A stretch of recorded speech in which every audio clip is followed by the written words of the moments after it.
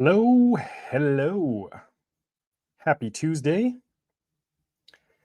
Happy Tuesday, everyone. So just jumping on a live stream, seeing how everyone's doing. Going to cover some Black Wallet Friday deals. This is a live AMA. Ask me anything. You can ask anything. Doesn't mean I'll answer everything, but I always try to answer everything. But if you have any questions about cold wallets, the Black Friday deals that are running right now, by the way, the links to all the deals that we're going to talk about are in the description of this live stream. And just know that those links will get you better deals, or many of them, than you'll find if you just go to the website yourself. And that's because of the relationship that I have with a lot of these wallet companies. I've been able to get additional discounts or additional deals that you won't find on the website. So all the links are in the description. And these are the Black Friday deals. Like, come this Friday when Black Friday officially launches, the deals aren't going to get any better. The thing that I will say is, for certain brands that are offering certain products, whether that's like Trezor with the Safe 7, that's that's a new product. There might be limited models or a limited number of units available right now. So if you are trying to get something like that as soon as possible and not have to wait, then you'd want to order it sooner than later, because once these companies are flooded with all the orders, you might be waiting a lot longer. Same thing with like Tangum and their holiday gift box. So yeah. That said, any questions, concerns, drop them in the live chat. I'll get to them here in a bit. But for now, we can go over some of these deals. There was one new deal added today, and it's SafePal. The SafePal hardware wallet. So the S1 Pro, the S1, the X1, they're all 15% off. The link to that deal is also in the description. I didn't add it to my slide, but that's okay.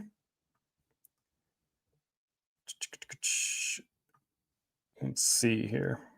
All right, so I'll just go over this super quickly. For any of you who aren't aware of the Black Friday deals, again, this isn't just a Black Friday talk. This is an AMA. I'm here to answer any questions about crypto security, where you currently have your crypto stored, but let's get into it. And a couple things I'll note throughout here. But Tangum, 30% off right now using my link. Otherwise, it's 20% off if you don't use my link. That makes a 3-card set only $49. The 2-card set is $38, and the family pack is $97. That said, the family pack, you do get 6 cards, and you can set up a total of 3 cold wallets and manage all those wallets in your one Tangum app. So it's a great way to diversify your crypto. And that also comes with free shipping. The cool thing about the family pack is that you can mix and match, 2 different sets of 3 packs. So you could get, the first set can be like a stealth pack, which is my favorite Tangum pack, because you get 2 unbranded cards that are really discreet. And then they just came out with a new design called Snowy Sakura, which is my favorite Tangum wallet design by far. And you can add that one into the mix as well. And then, of course, the Tangum ring, which is what I'm wearing right now. 30% off as well, plus free shipping. Oh, and I forgot to mention, you get free Bitcoin with all your Tangum wallet orders. So the 3-card set, the 2-card set, you get $10 worth of free Bitcoin. The family pack, which I didn't mention previously, you get $20 worth of Bitcoin. So not only do you get 30% off, free shipping, but you also get $20 worth of free Bitcoin. And the way the free Bitcoin works is, once you submit your order, you'll get a second email from Tangum with a link and instructions to claim that Bitcoin once you receive your Tangum wallet and set it up. But yeah, the ring's 30% off. It's $105. This is the best deal that they're going to offer on the ring for Black Friday. Works exactly the same as the cards. But if you've been thinking about getting a cold wallet, Tangum is by far the most user-friendly out of this entire list, and the most user-friendly wallet on the market. You don't need to be like a crypto expert or super technically savvy to use it. And this is the only wallet that I've seen on the channel. I've had people over 70 comment that they set up and use a Tangum wallet successfully, and a lot of parents buy the Tangum wallet for their kids to help them learn how to self-custody their crypto and get into the space. So could be a good Christmas gift as well. And Black Friday is the best time of the year to buy hardware wallets. These are the best deals they have all year. Now, Black Friday, as we know, isn't just Friday now. It's pretty much all through November. And all these deals that I'm showing you, most of them go to the first week of December. So you do have a little bit of time. But like I said, you want to get in your orders as soon as possible, because if you wait, they could either run out of options or you just end up waiting a lot longer to receive it. So if your goal is to receive it before Christmas, now would be the time. Tangum also has the Tangum holiday box. I actually ordered this box. It should be here, I think, next week. But it comes with a 3-pack of stealth cards. It comes with a Napa leather wallet which fits 4 Tangum cards. And then it has a Tangum branded thermos and a Tangum branded tote bag. It's $126, down from $180. These they could run out of because it is limited edition, limited time, or limited quantity for obvious reasons. It's a holiday box. So yeah, you also get $10 worth of free Bitcoin and shipping with that as well. Again, links to all these are in the description. Then we have Ledger. They have some great deals this year. The Ledger Nano S Plus is $59. That's its new permanent price, I believe. It used to be $79. You also get $10 worth of free Bitcoin. And the way that the free Bitcoin with Ledger works is you actually receive a physical Bitcoin voucher with your wallet when you receive it, and you'll just scratch that off and then scan the QR code, and you'll be able to claim your Bitcoin in Ledger Live once your wallet's set up. Then you have the Ledger Nano X. It doesn't come with free Bitcoin. I thought it did when I made this slide, but it doesn't. But it is 50% off, which is the biggest sale they've ever ran on the Nano X, and then it makes it only $74. So. Then we have the newest addition to the Ledger lineup, the Ledger Nano Gen 5. This is their entry-level touchscreen wallet. And just to be clear, all the Ledger models, whether you're buying the Nano S Plus or the Ledger Stacks, which is their most premium model, they're all equally secure. So you don't have to spend $400 on the Stacks to get a secure wallet. You can spend $59 and still get an equally secure wallet. But with the Ledger Nano Gen 5, you do get the nice larger touchscreen. It's $179. There's no Black Friday deal for this, but if you use my link in the description, you do get that $10 worth of free Bitcoin. And to be honest, if you're thinking about getting a Ledger touchscreen wallet, the Gen 5 is just as good as like the Ledger Flex, which you see here. They all work the same. The Flex and the Stacks are just, a little higher quality in terms of the build. But if you're just looking for functionality, the Gen 5 is awesome. That said, you do get $70 in free Bitcoin if you order the Ledger Flex, which makes it really the same price as the Gen 5. So if you have been thinking about getting a Ledger Flex, $70 worth of free Bitcoin right now. Still the original price of $249. Then we have the Ledger Stacks, $400. It is their most premium model. It does have a larger touchscreen. It's a curved e-ink touchscreen. It's 3.7 inches. Maybe not for everyone, but it is, like I said, the largest screen they offer, and you get $80 worth of free Bitcoin, which kind of helps the blow that expensive price. But by no means do you need to buy a Ledger Stacks to get a secure Ledger wallet. Now, one of the best deals I think right now is from Trezor. The Trezor Safe 7, which is by far the best wallet Trezor has ever put out. It's their first wireless wallet, so you can use it on your phone completely wirelessly. You can set it up. You can do firmware updates. You can manage all your crypto through an encrypted Bluetooth connection. There isn't an actual price discount with the Trezor Safe 7 because it's so new.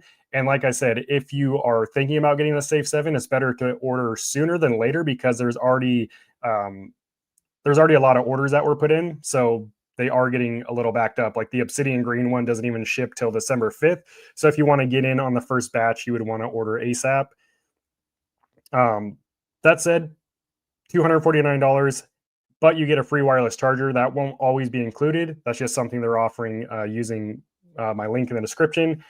But yeah, this is by far the best Trezor wallet they've ever put out. It's their largest screen. It's the brightest screen on the market at 700 nits. And for reference, iPhones operate at about 1,000 nits of brightness.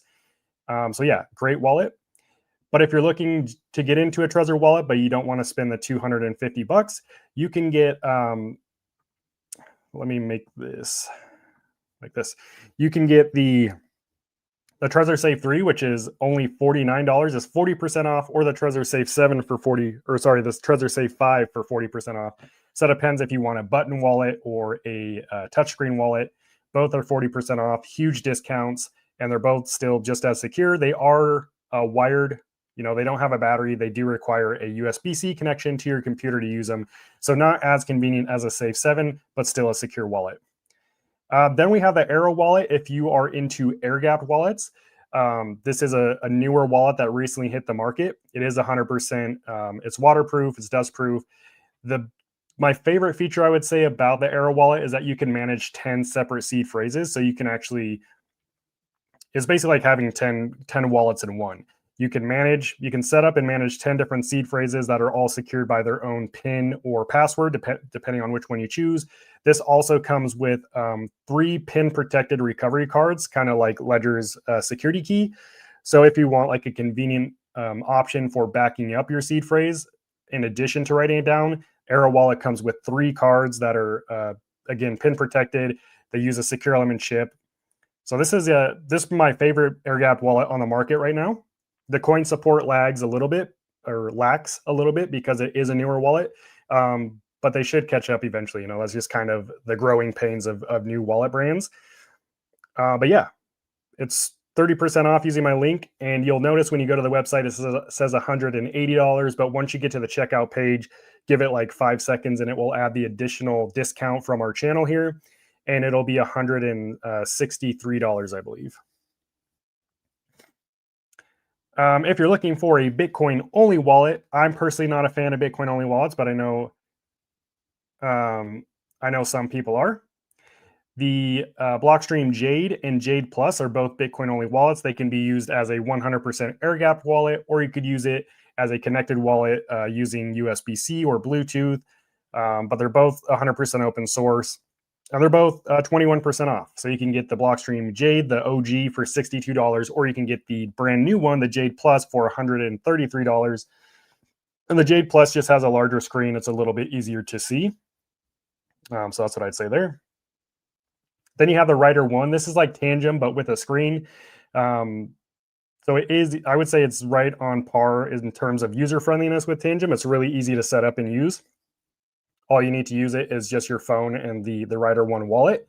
It is a mobile-only NFC wallet like Tangum. It is IP67 rated, so it's waterproof, dustproof, uses an EAL secure element chip, and it includes a free wireless charger as well. Currently 30% off. It's $174.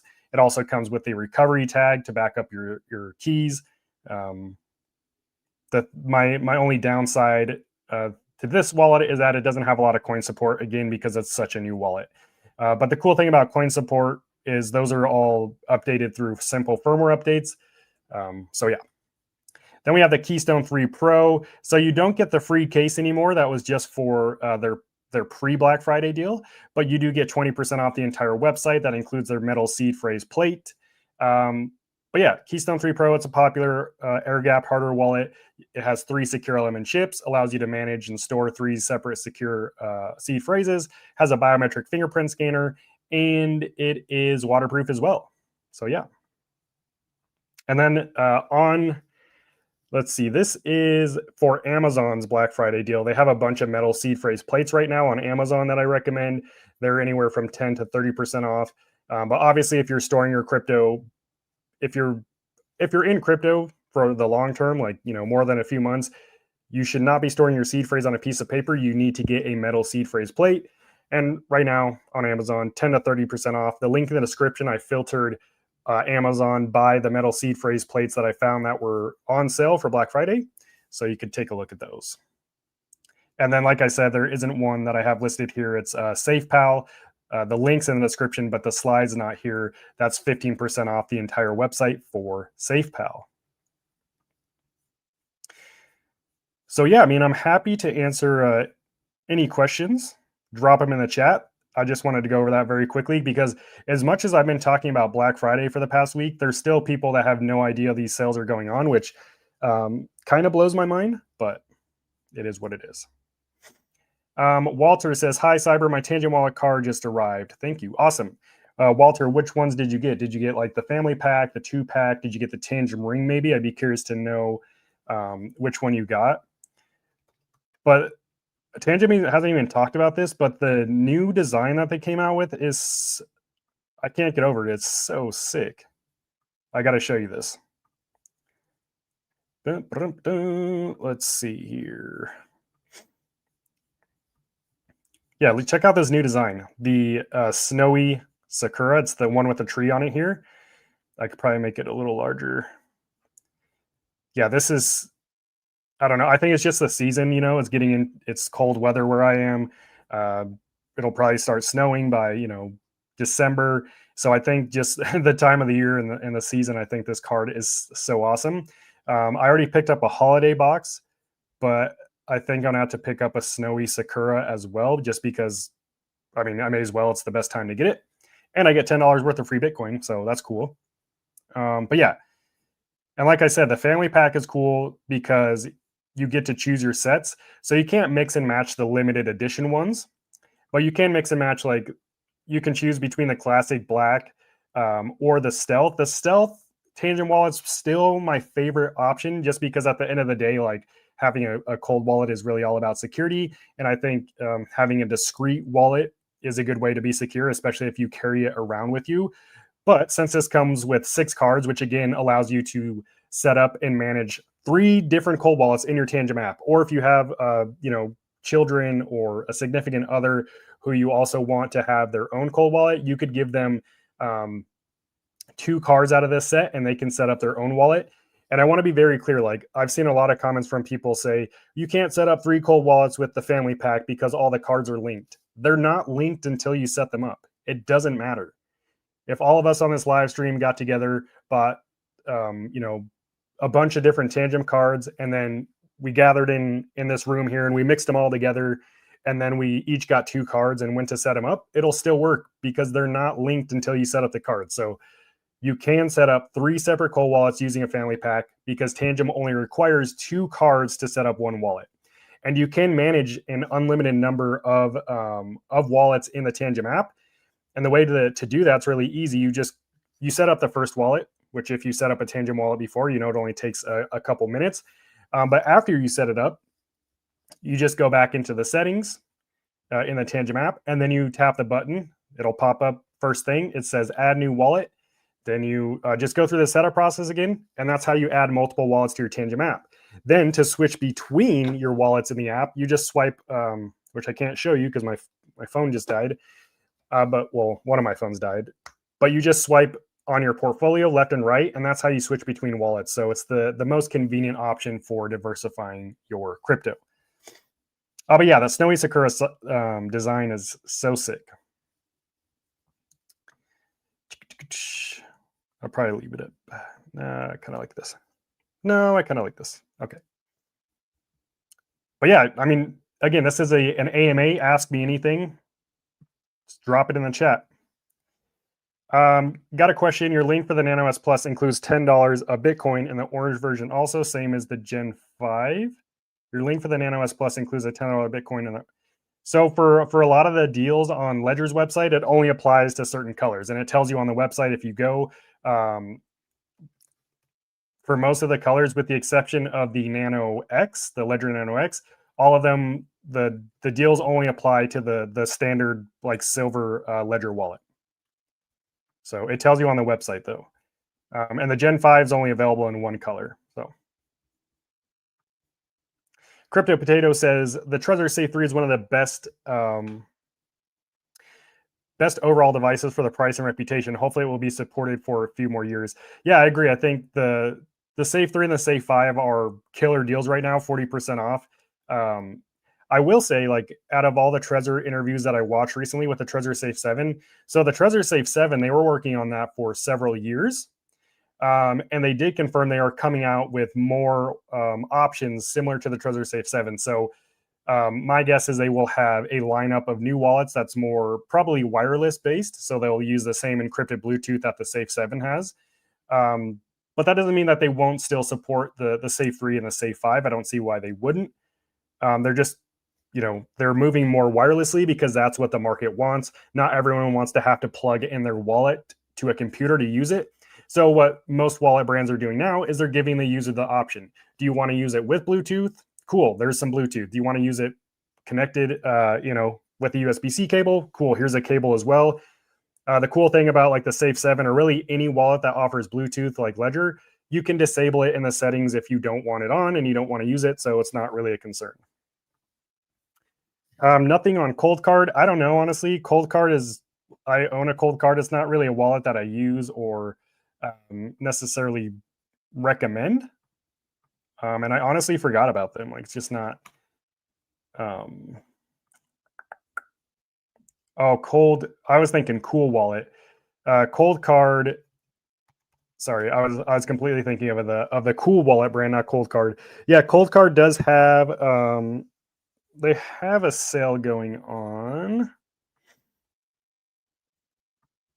If you want a Bitcoin only wallet, again, I'm not a fan of Bitcoin only wallets. I don't really use them, but I did just receive the new Cold Card Q that I'm going to review. So I can't comment too much on it right now, but once I have that review up, I can definitely tell you. But there is some kind of sale on Cold Card. Let's see if can I change this so large. Billy says, I've heard that you should never buy any type of device, be it cold wallet or anything similar, off third party because of corrupt devices. So would this cold wallet be 100% secure from any hackers? I'm not sure what cold wallet you're referring to, Billy. And your statement is true. I never recommend ordering any hardware wallet device from any third party website like Amazon, eBay, Facebook Marketplace. And there have been fake wallets shipped out from Amazon. Now, you have to understand that there are, like when you receive the wallet, there are ways to check. Like most wallets today have a firmware authentication check. When you set up the wallet, it goes through this process to confirm you are using a legit branded wallet with the firmware on it. But I'm not sure what you're referring to when you say, so would this cold wallet be 100% secure from any hackers? All the links in my description take you directly to the manufacturer's website.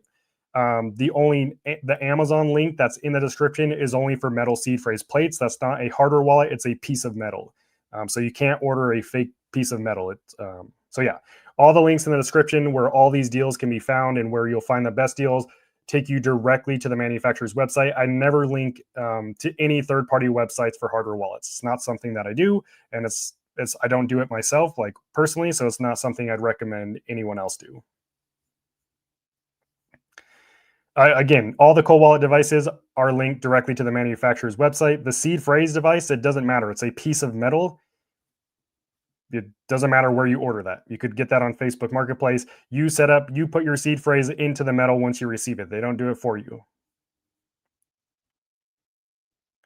Over the last 3 weeks, I've gotten 2 different phone calls from Ledger Recover. I don't have Ledger Recover, so obviously that's a scam, and Ledger would never call you. And to be honest, so when a scammer calls me, which I recently found a way to block. So far, it's been 100% of scam calls. It's been so nice because I used to get 10 a day. So shout out to all the scammers watching the live stream. You can't contact me anymore. Sucks for you. But so when I used to get a lot of scam calls, I would actually answer and I would have conversations with them just on like a legit. I'd be like, hey, I know this is a scam. And I'd be like, let's talk about how this actually works. And I actually had a couple give a lot of insight, but like someone called me once claiming to be from Tangum, and he was saying something like your account has been locked or something. And I told him, I was like, that doesn't even make any sense because you can't lock a Tangum account. It's a cold wallet. I was like, why did you why did you use Tangum as the scam for this? And he's like, well, basically, so this guy was located domestically in the USA. So he's just like sounded like a young kid, had a perfect American accent. So it wasn't like a foreign accent. And he told me, he's like, basically we work with people from overseas. They give us a list of compromised phone numbers and emails and stuff. They send it over to us, and then we just randomly call them all day and try to use different. There's like names and companies associated with each phone number. So I guess with my phone number, the company Tangum was associated with it. So they just said, hey, your Tangum wallet is at risk of being frozen or something. So a lot of these guys that are trying to scam, they don't even know what the product is or what the heck they're talking about. They're just using whatever company is associated with your name on the internet. That could have been because you ordered from there before, or things like that. So it is interesting. But yeah, no crypto company is ever going to call you out of the blue or really ever, because most crypto companies don't even have a phone number. So yeah, be cautious with that. Can you please cover moving crypto from Kraken to the wallet? So I have like at least 5 videos on the channel where I've covered this. If it's a specific wallet, just type in on YouTube how to send crypto from exchange to Tangum wallet. I've already made like several videos about this. Also, Robert, I just want to say the process is always the same to send crypto. It's like sending an email. It's super easy. You go to whatever wallet you're using, you'd go into that wallet, you'd copy the receiving address. You literally click on the crypto you want to receive, you hit the receive button. There will be a button that says copy. You click that, it'll copy the address. Then you go back to the crypto exchange like Kraken. You select the crypto you want to send. You hit send. You paste your wallet's address into the send spot. You enter how much you want to send, you confirm the send, and that's it. It's once you do it a few times, it's literally like sending an email, and it's just as quick. It's not a difficult process. What about Ledger? Are there any backdoors? Can they somehow get your 24 words? No, Ledger's never had a backdoor. They don't have access to your keys. It's impossible. Once you get your Ledger wallet, you set up your keys, and they're completely random. They don't send you wallet with keys already attached. At this point, for most wallets, I'll say there are no backdoors, known backdoors.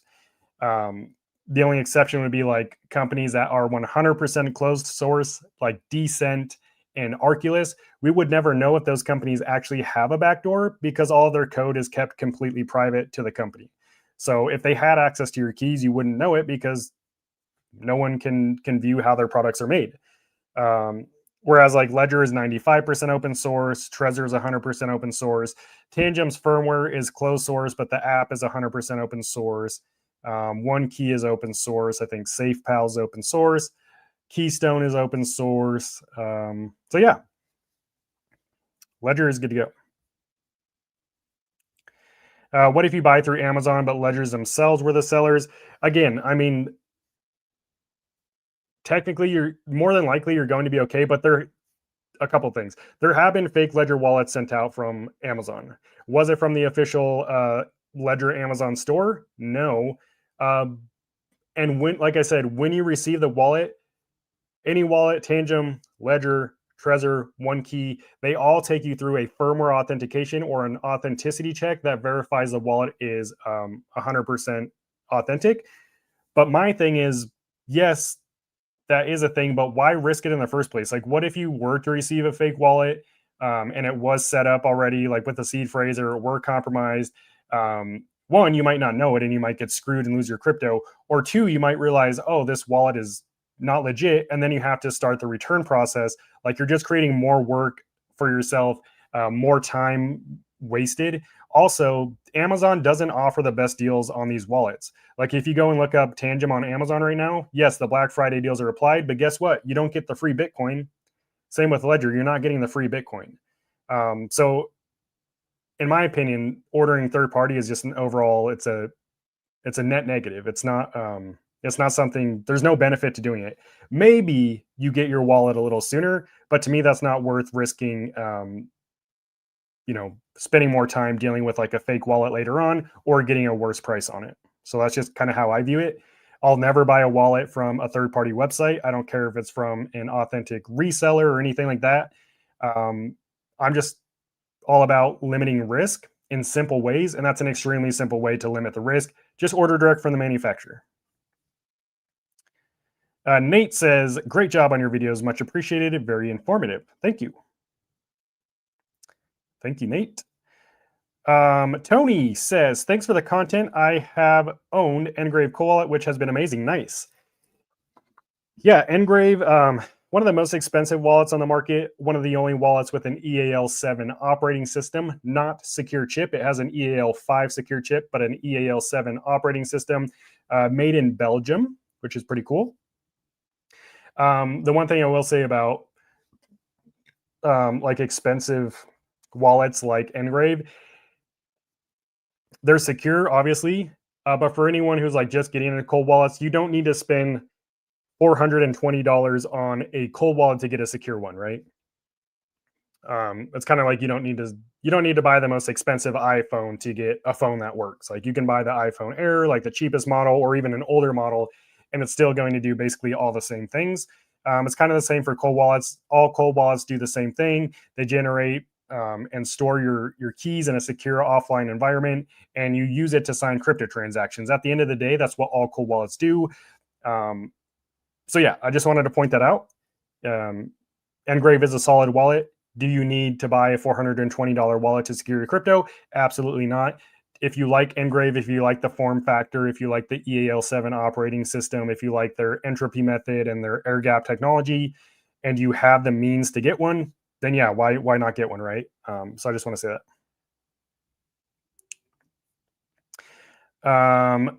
Your mom's boyfriend said, also that hat is fire. Thank you. Yeah, I just picked this up on, it's called Snag. Like if you just type in Snag hats on Google, I think they're based out of Denver, Colorado. They're a small company. They make all these like in-house. So they put this badge on. It came with this like yarn that came across here. I thought it looked kind of silly. You can see like there's still a piece of it, so I cut it off. But yeah, the reason for wearing the Blockbuster hat is just a reminder that if you aren't willing to adapt to the times, and of course still stay true to yourself, but if you aren't willing to adapt to the times, you will get left behind, which is exactly what Blockbuster did.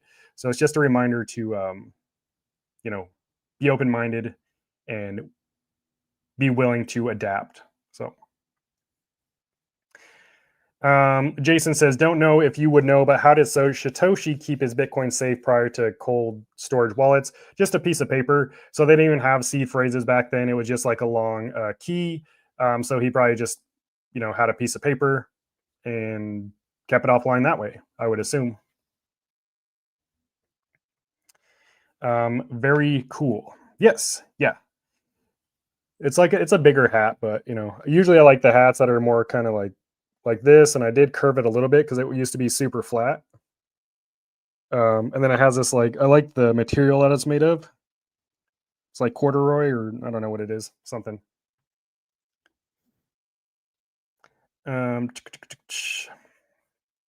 But yeah, again, so if you are waiting for any of these Black Friday deals that I mentioned, got a bunch of them. All the links are in the description of this live stream, and you do get the best price using my links, better than you'll get if you just go to the website, because of the relationship that I've formed with all of these companies. And these are the Black Friday deals. Like, they're not going to get better Black Friday. They're not going to get better Cyber Monday. All these deals, they are what they are. They go until December, and they, yeah, I mean, what you see is what you get, really. There are still a couple brands we're waiting on. I think one key actually starts on Black Friday. But I think besides that, we're pretty much set. All of them have come out with their deals. And again, with certain brands, like with Tangum, if you are trying to get something like the holiday box, it is a limited edition, limited supply. And same with any of their limited edition card designs, like the new snowy Sakura one, which is my favorite design they've ever put out. These are limited editions, so if you are trying to get your hands on them, it is worth ordering as soon as you have the means to. But yeah, if you've been thinking about getting a cold wallet, or getting another cold wallet, or getting someone who's getting into crypto, a friend or family, this season, Black Friday leading up to Christmas, is the best time to do it, because you get the best deal. I mean, if you like to save money, and in some cases make money, literally, because like Tangum gives you free Bitcoin with your purchase, Ledger gives you free Bitcoin with your purchase, now's the time to do it. Again, all these deals are linked in the description. It takes you directly, all my links with the exception of the seed phrase link, the metal seed phrase plate, which takes you to Amazon. All the hardware wallets that I talk about, I always link directly to the manufacturer's website. I never link to any third-party websites. It's just my specific link that I have, that the company has given me to give you that additional discount or deal that they're offering. So, but again, 30% off Tangum plus free Bitcoin with your order. Ledger Nano S Plus, you get $10 worth of free Bitcoin. The Ledger Nano X is 50% off. The Ledger Nano Gen 5, there's no deal for Black Friday, but if you use my link, you get $10 worth of free Bitcoin. The Ledger Flex, you get $70 worth of Bitcoin. The Ledger Stacks, $80 worth of free Bitcoin. Trezor Safe 7, you don't get a discount, but you get a free wireless charger. Also, the Safe 7, because it's so new, they are still trying to catch up on orders. So if you want to get If you want to be a part of the first batch and get your wallet sooner rather than later, like before Christmas, you'd probably want to order it now. Like the Obsidian Green option, there's 3 colors: the charcoal black, Obsidian Green, and Bitcoin Orange. The Obsidian Green doesn't even start shipping until December, so you'd want to get your order in soon. Or there's the Safe 3 and Safe 5 that are both 40% off, which is an insane deal. Arrow Wallet, which is a new wallet. It's airgap, it's waterproof, allows you to manage 10 different seed phrases on the same wallet. It's 30% off right now. And all the reviews for these wallets are on my channel if you want to check them out. Blockstream Jade for all you Bitcoin maxis, 21% off. Ryder One, brand new wallets like Tangum with a screen, 30% off, plus you get a free wireless charger. The Keystone 3 Pro, one of the most popular airgap wallets on the market, 20% off the entire website. Unfortunately, it doesn't come with the free case anymore. That was just the pre-Black Friday sale. So now it's just 20% off. And then all the metal seed phrase plates, which is literally just a piece of metal that you put your seed phrase into once you receive it. Obviously, they don't do it for you. That would be dumb. This one links you to Amazon, and this is the only Amazon link I have. It's not a risk to order a piece of metal from Amazon, so you're good there.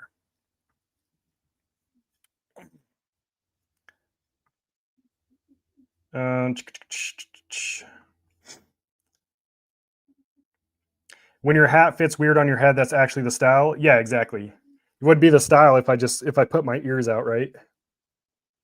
It reminds me of I look like the elf from one of the I forget which Christmas movie it is, but I legit look like the elves from the North Pole. But honestly, I like hats that can cover my ears because in the summertime, it helps my ears from, doesn't, so they don't get sunburnt when I'm outside.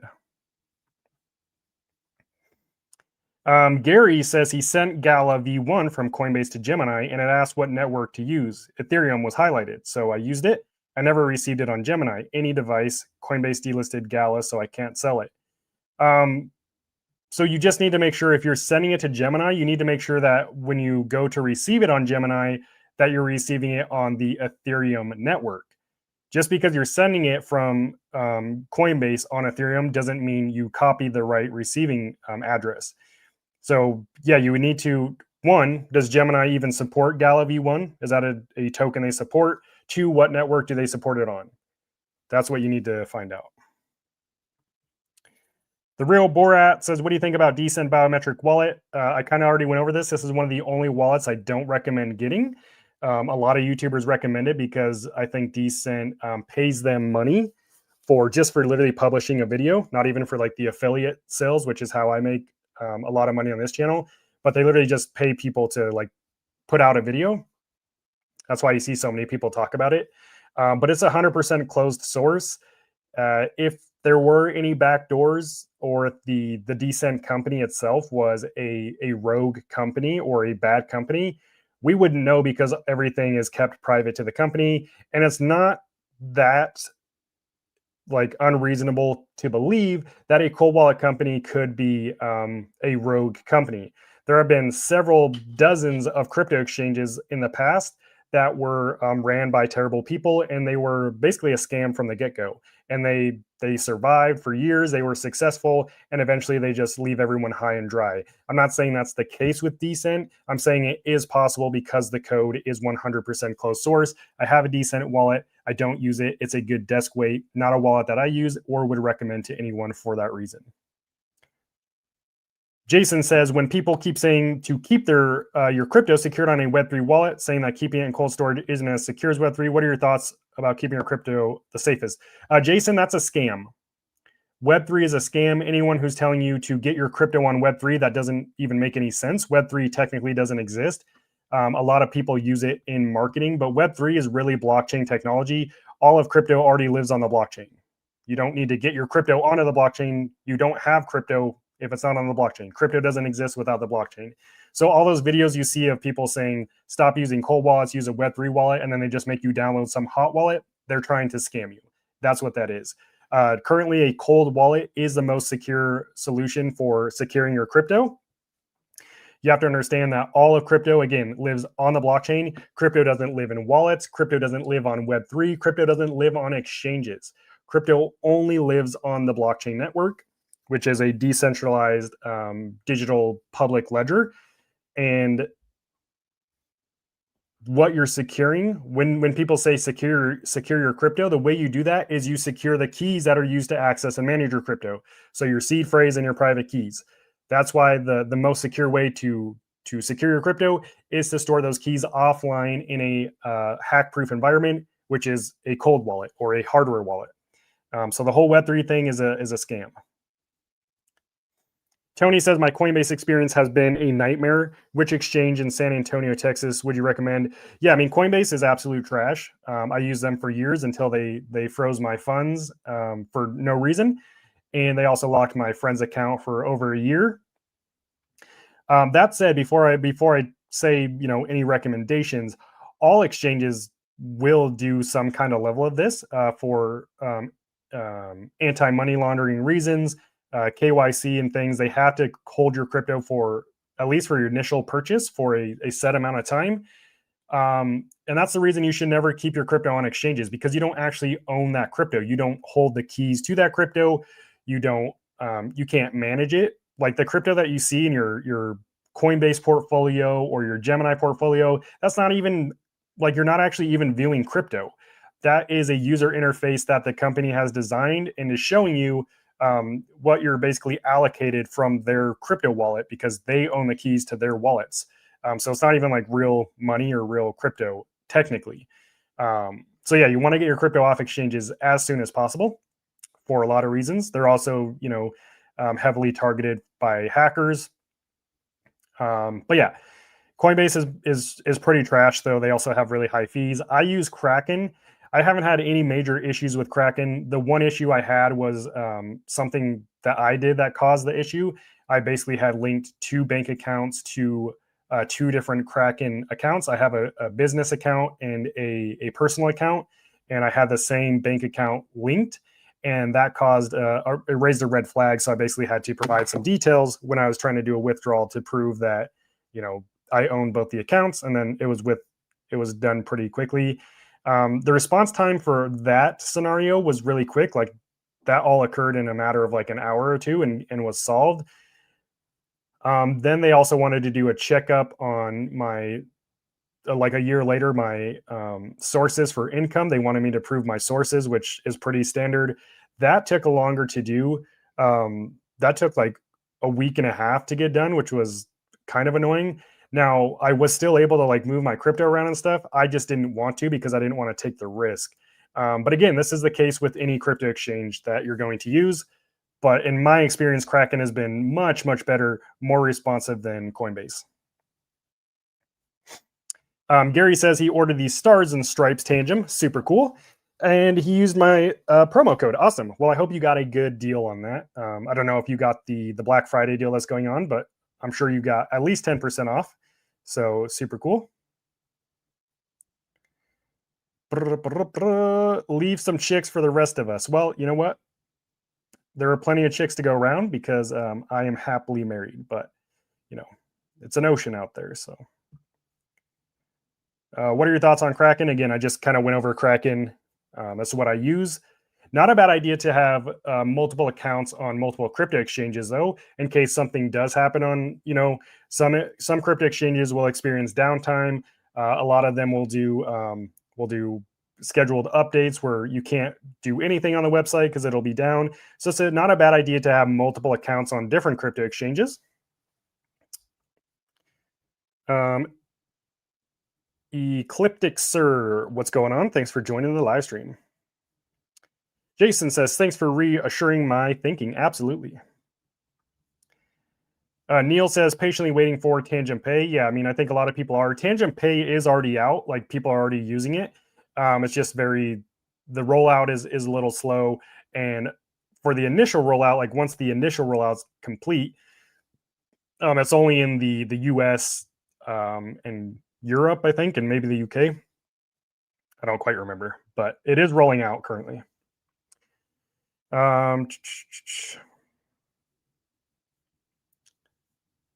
Gemini supports Gala V1. I don't know how to figure out what network Gemini is using for Ethereum. No, Ethereum is a network. You need to figure out what network Gemini uses for Gala. You need to receive the Gala on the same network that you send it on. If you're sending Gala on Ethereum, you would need to receive it on Ethereum in Gemini. So you should be able to tell, like if you go to Gemini and tap receive on Gala, it should have you either choose a network or tell you what network to receive it on. That's the network that you want to send it on.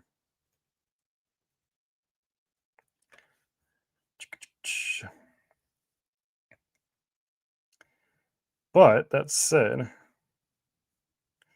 and you know what? A quick Google search, Gemini does not support Gala v1. So that's why it says Gemini does not accept deposits of Gala v1. That's why you didn't receive them, and funds may be lost. The original Gala token v1 was replaced by Gala v2 in May of 2023. This upgrade was required for all token holders. The current Gala token is listed and traded on Gemini as Gala v2 as an ERC20 utility token on the Ethereum network. So you would need to, and I don't know how to do this because I don't have any clue what Gala is, or I've never interacted with it, but it sounds like you were supposed to years ago upgrade to Gala v2. So you literally sent a token to Gemini that's not supported, which is why you didn't receive it. I had to reach out to both Coinbase and Gemini and see if they could help you recover that maybe, but it might be too late. What's my favorite hot wallet to use? I use all the popular ones that a lot of people use. MetaMask and Phantom are the main ones that I use. What's my favorite cold wallet right now?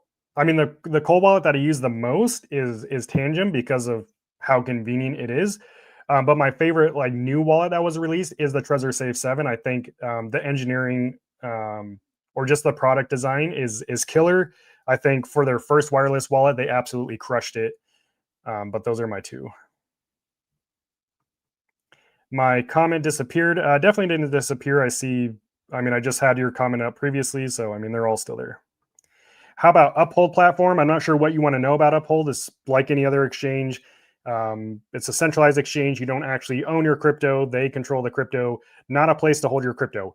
Crypto exchanges are not wallets.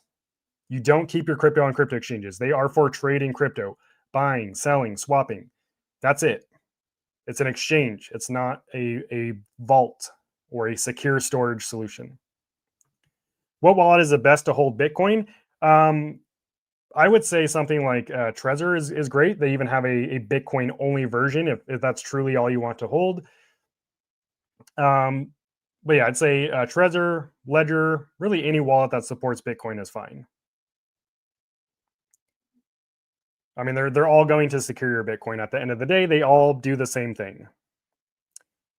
Yep, exactly. Trezor, Ecliptic Sir says I don't trust Ledger at all. Yeah, I mean, from what I've seen, the most people who don't trust Ledger, they fell for all the FUD and misinformation that has been spreading across the internet, which is unfortunate because the internet has more misinformation than correct information. If you want to find the truth, you really have to go out there and seek it. And yeah, negativity spreads a lot further, wider and quicker than the truth and positivity in a lot of cases online. So that's why there is a lot of negativity around Ledger. But no Ledger hardware wallet has ever been hacked. So yeah, Ledger is top of the class. Heard your response on Gal V1. Thank you very much. I used Coinbase and Gemini because I couldn't figure out how to use exchanges like Kraken. I only sent a small amount. Yeah, I mean, again, what you need to do next is figure out how to swap that Gala V2 or that Gala V1 for Gala V2. Then you can send it to, or you might not even need to send it if Coinbase supports the Gala V2, you know. Do you think Tangum will offer the possibility to choose a different color scheme for their 2-card offer one day? It's possible. They never have in the past. It's never been something they've done. Maybe in the future, probably not a priority because that would be that would take changes on the production line. I think they're more focused on the user experience rather than like what colors they can offer for their 2 cards. But it's definitely something we can shoot over to Tangum and see if they would be interested in doing that. So yeah. What do you think the Bitcoin low will be this time? I don't really know. Honestly, I have no idea. I don't think anyone can claim to truly know either. So I will say it's the same playbook every time. It goes up, it goes down. It goes up, it goes down, right? And that's not true for a lot of cryptos. Most cryptos now, 99.9% of them are scams. They go up and then they crash to zero and they burn and you never hear about them again. That's not the case for Bitcoin. Bitcoin obviously has the majority of the crypto market share with its multi-trillion or trillion-dollar market cap. So Bitcoin crashing to zero is pretty much impossible or very unlikely. But going up and down is pretty common. Ledger had a data breach that leaked names and postal addresses. Trezor hasn't. Trezor did have a data breach as well. It didn't leak addresses, but it did leak email addresses. So yeah, I mean, again, also I just want to be clear. Stuff like that happens. There's no it's impossible to fully prevent that. There's also you can't claim any wallet to be 100% hack proof. A wallet can be secure today and not secure tomorrow. Of course, it really depends on the company, but cybersecurity isn't a destination. You don't just create something and then it's secure forever. It's an ongoing process. It's a journey. So yeah, it's going to happen. Like all the wallets that are secure today, we might see vulnerabilities in the future. That's part of how this game works. What the goal of the company obviously is to create a secure product, knowing that there could be a possibility that something bad will happen. So then their goal is to limit the blast zone. How many users does it affect and how bad does it affect them? That's the goal with really any security company. So yeah, it's just part of the game, I think it's silly. I think it's silly to think that any product or company is 100% secure, because it's technically impossible because of how fast technology moves. For every security company, there's multiple more companies that are figuring out how to hack their products. So that's why it's an ongoing process of the companies trying to break their own processes, procedures, and their own products, so that they can stay in a defensive state against people trying to hack their products. So what are your thoughts on XRP long term, 3 to 5 years? I don't have any thoughts on XRP. Not something that I'm into personally, so I'm not the guy to ask about that. Also, I don't think anyone who claims I know you're just asking for thoughts, but anyone who claims to know where crypto is headed in the next 3 to 5 years is just talking out their rear end. There's really no way to know. So that's my opinion. Yeah, all the Black Friday deals. Again, all the Black Friday deals are already out. These are the deals for the season. Most of these deals go into the first week of December. They're not going to get any better. They could, however, some deals could disappear as as products run low or whatever it may be. But there are a ton of deals right now. If you have been thinking about getting a hardware wallet, which is in 2025, moving into 2026, it is the most secure way to store your crypto. Now's the time to do it, because you're getting the biggest discounts, and in some cases, you're getting free money. A Tangum wallet's 30% off their entire website. Again, all the links to these deals are in the description, and you are getting an even better deal using my links versus just going to the website and looking there, because I have partnered. I wouldn't say partner, but the relationships that I built over the years with these companies have allowed me to get in a little extra discount for these sales, which you'll find on my links. And all of my links for hardware wallets take you directly to the manufacturer's website. I never link to any third-party websites. Tangum wallet, though, is 30% off, and you get free Bitcoin with all your purchases. For any purchase, you're getting $10 worth of free Bitcoin, except if you get the family pack, which comes with 6 cards, which is essentially 3 cold wallets. You're getting $20 worth of free Bitcoin. So probably the best deal on their website. The Tangum Ring, one of the only cold wallet wearables, also the most discreet cold wallet on the market, perfect for traveling. I've traveled with my ring to various countries. I've gone swimming with it. It's 100% waterproof. It's EMP proof. It's X-ray resistant, so going through airport security is not an issue. And it doesn't have any branding on the outside, so no one's going to know what it is. It's $105 right now. Plus, it comes with 2 Tangum cards, and you get free Bitcoin. One of the best deals I've seen on the ring so far. And then there's a Tangum holiday box. This one is a limited edition, limited supply option for obvious reasons. It's just for the holidays. I ordered my box. It's on the way. I should have it next week. Pretty excited. I already have a pack of stealth cards, which it comes with, but I'm getting another pack. I'm also excited for the Napa leather wallet holder. If it's 4 Tangum cards. I could be wrong, but I remember them when they first came out with the Napa leather holder. It's a RFID blocking as well, I think. Don't quote me on that, but I think it is. And then the Tangum branded thermos, which I already have. I don't have this exact one, but I do have. I do have a Tangum, like a different version, which is, I mean, I use this every day. I put my creatine in it. I put my tea in it, like when I was sick, and it stays hot for like the entire night, which is crazy.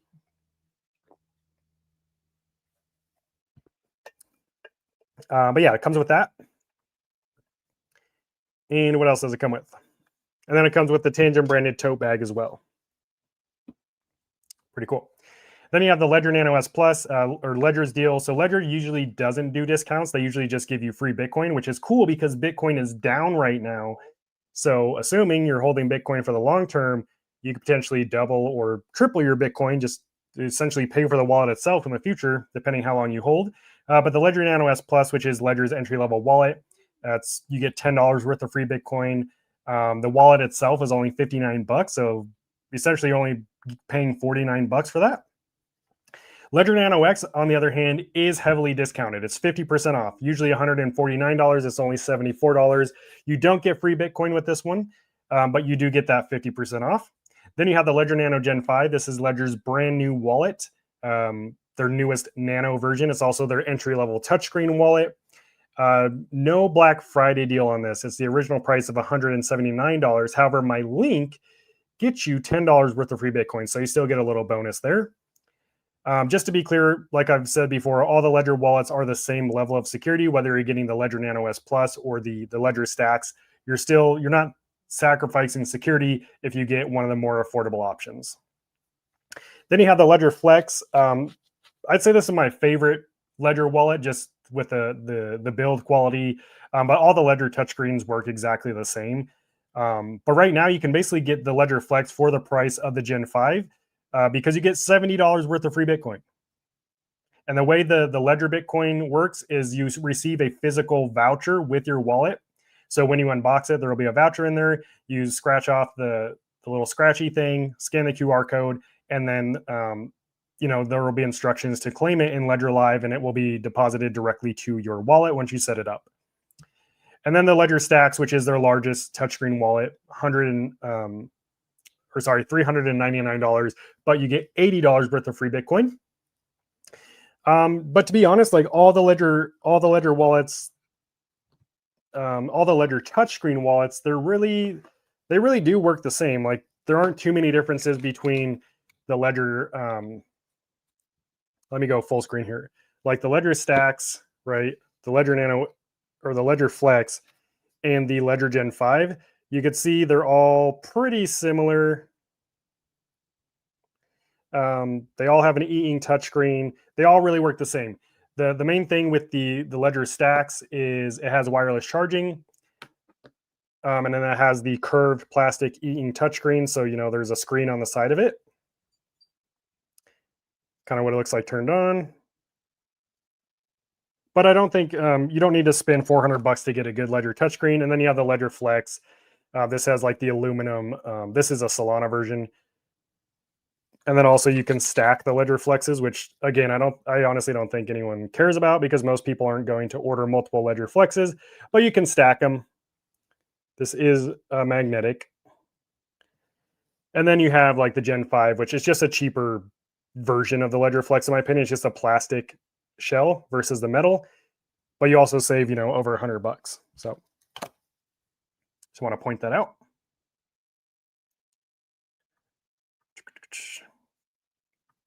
But then you have the Trezor wallet, Trezor Safe 7, the best wallet in my opinion. I own every Trezor wallet. I have the Trezor Safe 1, I have the Trezor Model T, Safe 3, Safe 5, and now the Safe 7. I can say without a doubt, this is the best wallet Trezor has ever put out. Also, remember, Trezor is the OG in the hardware wallet space. They literally invented, or they came out with the first hardware wallet, and their team invented the BIP39 seed phrase that we all use, the 12, 24 word phrase. Trezor invented that. So, but yeah, this is their first wireless wallet. It has an encrypted Bluetooth connection that communicates with your iOS or Android phone. You can do the setup on your phone. You can do firmware updates on your phone. You can manage all your crypto on your phone. Or you can use a Bluetooth to connect to your computer and do all the same stuff, which you can't do with Ledger's Bluetooth. Or you can just use it like a normal Trezor wallet plugged into to your phone or to your computer. And it also uses a really high quality LiFePO 4 battery, which gives you 4 times the charging durability versus like a standard lithium battery. So it basically will last a lot longer. It should last basically 4 times as long than a standard lithium battery. And I'm not talking about on a day-to-day basis. I'm talking about like longevity wise, the battery should last you many more years than your standard lithium battery. But even if the battery does fail on the Safe 7, you would just use it like the old Trezor wallets that don't have the battery. You just plug it in and it should still work. But then you have a crazy deal on the previous Trezor wallets, the Safe 3 and Safe 5, 40% off. This is arguably one of the best deals for Black Friday right now for hardware wallets, super secure wallets. But yeah. Then you have the Arrow wallet. This is a brand new airgap wallet. It's 100% airgap transactions. The coolest thing about this wallet is you can create, store, and manage 10 different seed phrases in this one device. So it's basically 10 hardware wallets in one. And all those seed phrases are protected by their own PIN or password. So they all truly are independent. It's water and dust proof. Includes 3 PIN protected recovery cards, similar to the Ledger touchscreen wallets. Also, all come with a security card that you can use to back up your seed phrase on. That way you don't have to type in your seed phrase whenever you want to access your wallet. And they're all PIN protected cards. So, and that one's 30% off right now. This is my favorite air-gapped wallet on the market. If you're a Bitcoin maxi, you've got Blockstream. The original Jade's 21% off, making it $62. This is an air-gapped wallet. You can also use USB-C or Bluetooth to manage it. It is mobile and desktop friendly. So is the Jade Plus, which is their new version that has a larger screen than the old Blockstream Jade. Then you have Ryder One. This is it's like Tangum, but with a screen, completely waterproof, dustproof. It is an NFC mobile only wallet, so you literally hold this device up to your phone to approve transactions. The main difference is you approve the transaction on the screen of your hardware wallet. Then you hold it up to your phone to approve the transaction in the Ryder app. So it is very similar to Tangum, except with the screen. This one includes a free wireless charger, plus you get 30% off. Then the Keystone 3 Pro, one of the most popular air-gapped wallets on the market. 100% open source, uses 3 secure element chips, which allows you to manage 3 separate seed phrases. Has a biometric fingerprint scanner for accessing the device. You can choose to use that or not. It's really up to you. You can also enable and disable air-gapped mode. You can use a USB-C cable if you don't want to use air-gap. But yeah, I mean, this wallet's been around for a while now, and it's pretty popular for people who like air-gapped wallets. And then the metal seed phrase plate. Of course, like storing your seed phrase on a piece of paper is a terrible idea. That is not thinking long-term. That's thinking like, oh, I hope my seed phrase lasts me till tomorrow morning, right? Because anything could happen to a piece of paper. Whereas a piece of metal, whether it's 304 stainless steel or titanium, will literally last you a lifetime. So if you are a more long-term crypto holder, then you need a metal seed phrase plate. This is the only link on my list, which all the links to all these deals are in the description of this live stream. This is the only link that'll link you to Amazon. Reason being, it's not a hardware wallet. It's literally just a piece of metal that you order. And then once you get it, you put your seed phrase on it. But I filtered the Amazon deals by Black Friday deals and by the plates that I went through and found that are good plates. And they're 10 to 30% off right now for Black Friday. So yeah, good stuff. But let me jump back into the AMA here. If you have any questions, concerns about crypto security, about the Cyber Skrilla channel, about myself, just drop them in the comments. Let's see.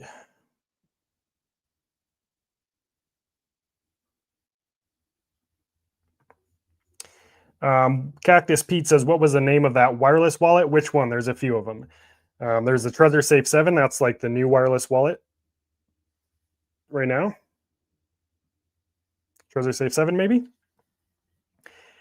Let's see. I already addressed that. Already addressed that. Jerry, you're welcome. Heard that Tangum is coming out with a Visa card too. So Tangum Pay is already out for, it's rolling out slowly. So there's two options for Tangum Pay. There's a digital Visa card, which you just set up in the app and you have instant access to. And then later they're coming out with the physical Visa card. So the app one is a hot wallet. Basically, the physical Visa card will be a cold wallet Visa card. That said, you do need a Tangum wallet to use the Tangum Visa card. So if you don't have a Tangum wallet, now would be the time to get one so that you can take advantage of the Tangum Visa. Do you think there is any possibility of government seizures from legitimate people that aren't criminals? Things like wallets being blocked from using their keys. That's not, you can't do that. That's not, you can't block a wallet from using the keys. That doesn't even make sense. You are in full control of your keys. The government can't control your keys. The only thing the government can control are like centralized entities. So crypto exchanges, Coinbase, Kraken, they can control that. They can also control cryptocurrencies that aren't truly decentralized, like all these stable coins, USDC, USDT, those can actually be frozen. So, but when it comes to like Bitcoin and things like that, they have no way to take over your Bitcoin or take over your keys or control your cold wallet. You are in full control of that. You would have to physically give them access to your keys if they wanted to access your crypto. Do you like XRP? I don't dislike or like XRP. I haven't done any research on XRP. I'm not interested in XRP. So yeah, that's my feelings on XRP. It's just not something that I'm involved in. Yeah, similar to what they did in 1933 with gold. That's a physical asset that, yeah, they had to physically take, or unless you just own like a share or something that told you own this gold. Yeah, of course they can take it.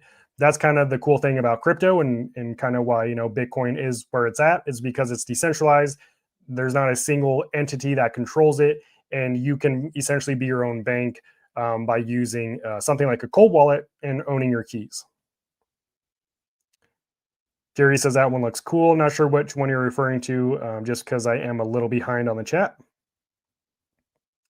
Can you trust those nerd V2 miners coming from China? I don't know what that is. I'm not super into to miners like that. I do mine crypto, but the crypto I mine is all done on my phone. So, is it better to connect a cold wallet via phone or laptop? It doesn't matter in terms of security. Both options are secure. And so it really just comes down to personal preference. Do you prefer using your phone or your computer to manage your hardware wallet? That's the cool thing about hardware wallets is the keys are stored offline on the physical hardware wallet device. So it doesn't matter what internet connected device you use to manage it. Is Tangum safe, like as safe as Bitbox or Trezor? Yep, absolutely. Look at the facts. Tangum, they've been in business. They've been around since, they've been selling cards, I should say, since 2018. Over 6 million cards produced. Not a single compromise since ever since they've been in business. So yeah, it is safe. What's going on, John? Happy to see you on the live stream, brother. Hope you're having a great Tuesday.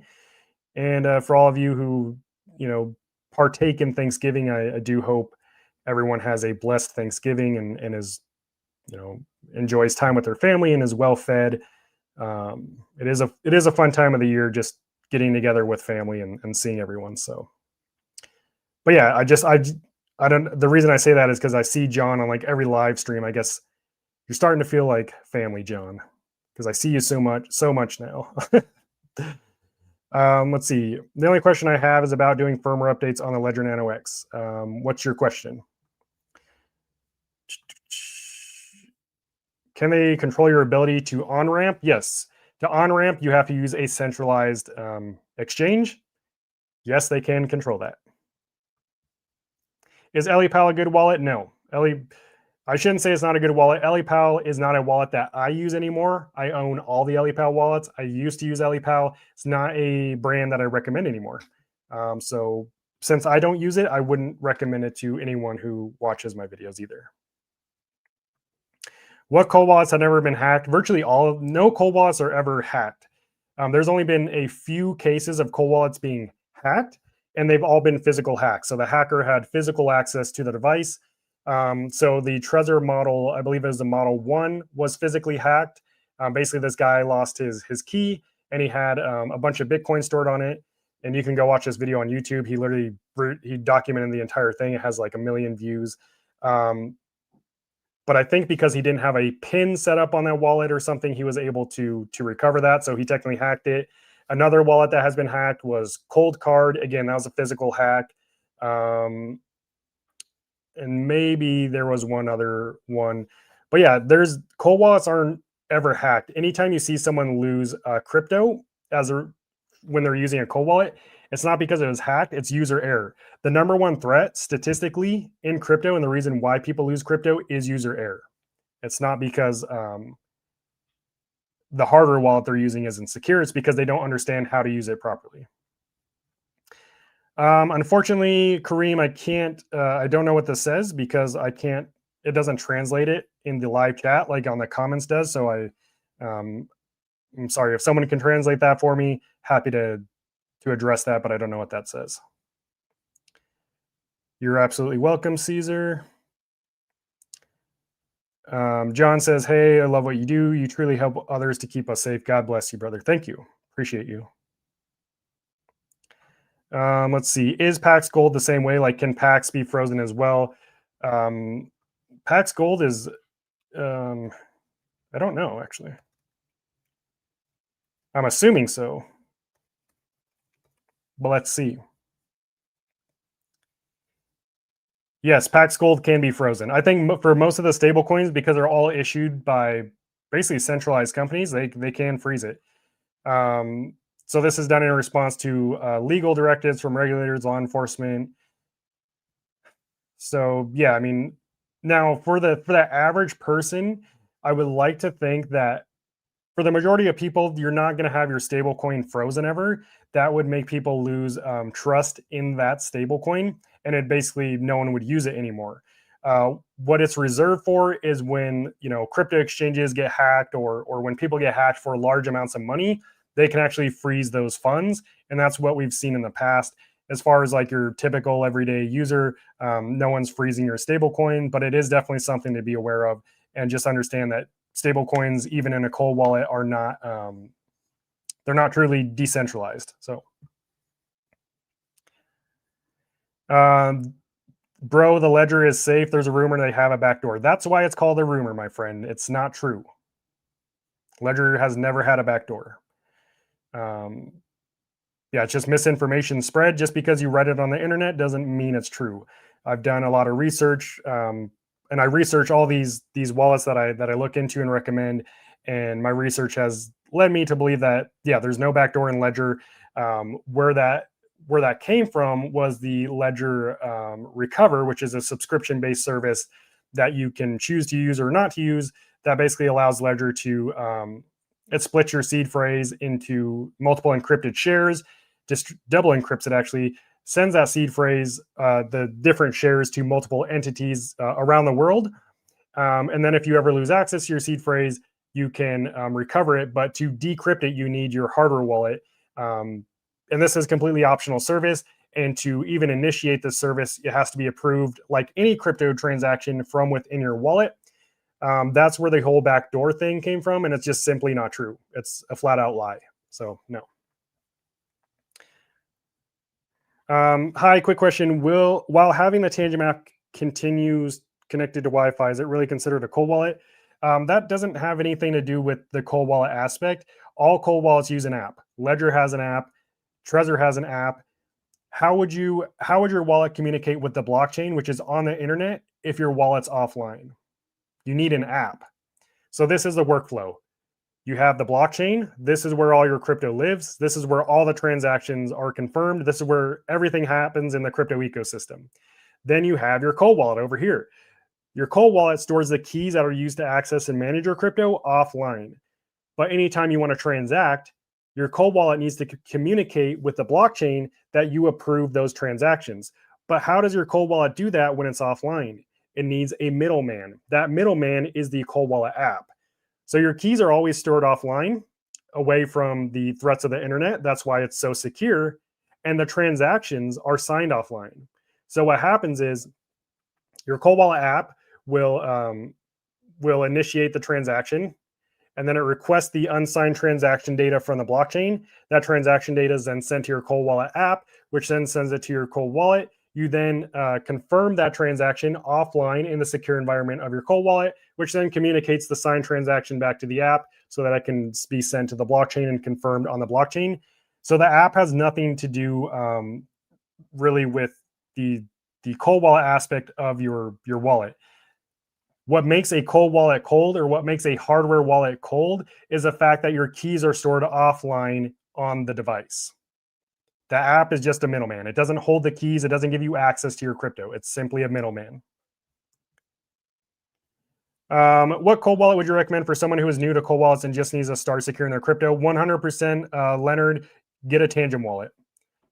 The link to the Tangum wallet is in the description. And I have a user guide. If you just type in Tangum user guide on YouTube, the one that I posted is like a month ago. It's the 2025 or 2026 user guide. I literally walk you through how to set it up step by step, like real time. It's not like super overly edited. It's literally me on camera setting up the wallet in real time. And I show you how to transfer crypto to it and transfer crypto from it. And again, just type in Tangum user guide, but this is the wallet you want. Again, the link is in the description, and they have their Black Friday deal right now. You're getting 30% off, and you're getting free Bitcoin with your wallet.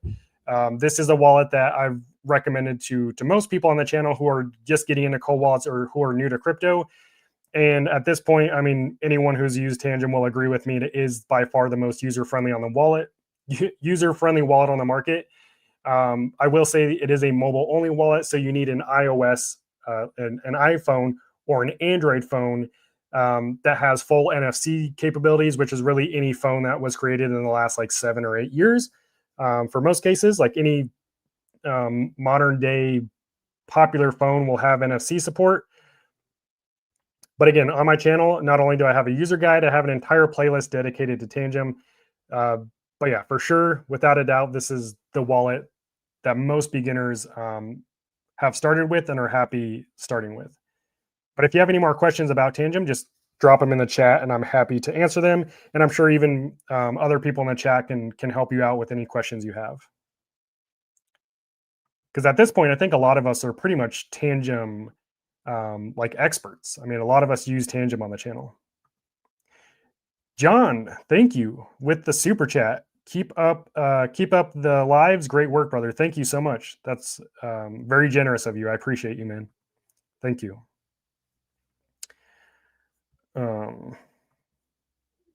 Which hot wallet is the best? Best is subjective. I just use the popular ones that have a good reputation. MetaMask and Phantom work fine for me. Kareem, again, unfortunately, I can't. I don't know. I can't translate this. Maybe if I jump over on YouTube, I can translate it. Let me see.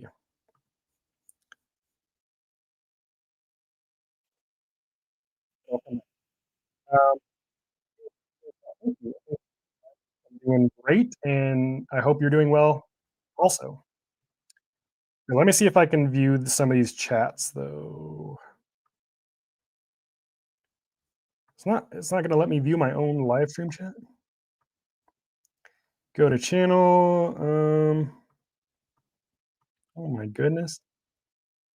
Channel, excuse me. Yeah, unfortunately, I can't translate I can't translate this comment, so I'm sorry. There's no backdoor to Ledger. There is something called Ledger Recover, but you have to pay for it. Your seed phrase gets divided into 3. Yeah, I already went over how Ledger Recover works. It's not a backdoor. A backdoor, by definition, a is giving unauthorized access to a device or to a program. Ledger does not give unauthorized access to your keys. That's what a backdoor would be. No cold wallet that I know of currently has a backdoor. Let's see here. Okay, interesting.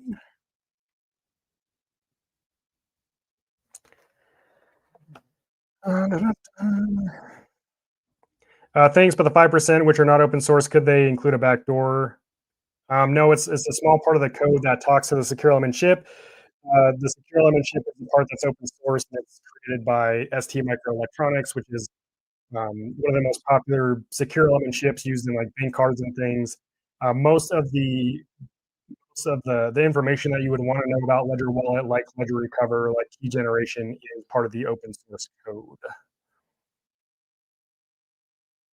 I heard you say you don't have any XRP. Look it up. We'll have the best ROI. No, thank you. I'm not interested in XRP.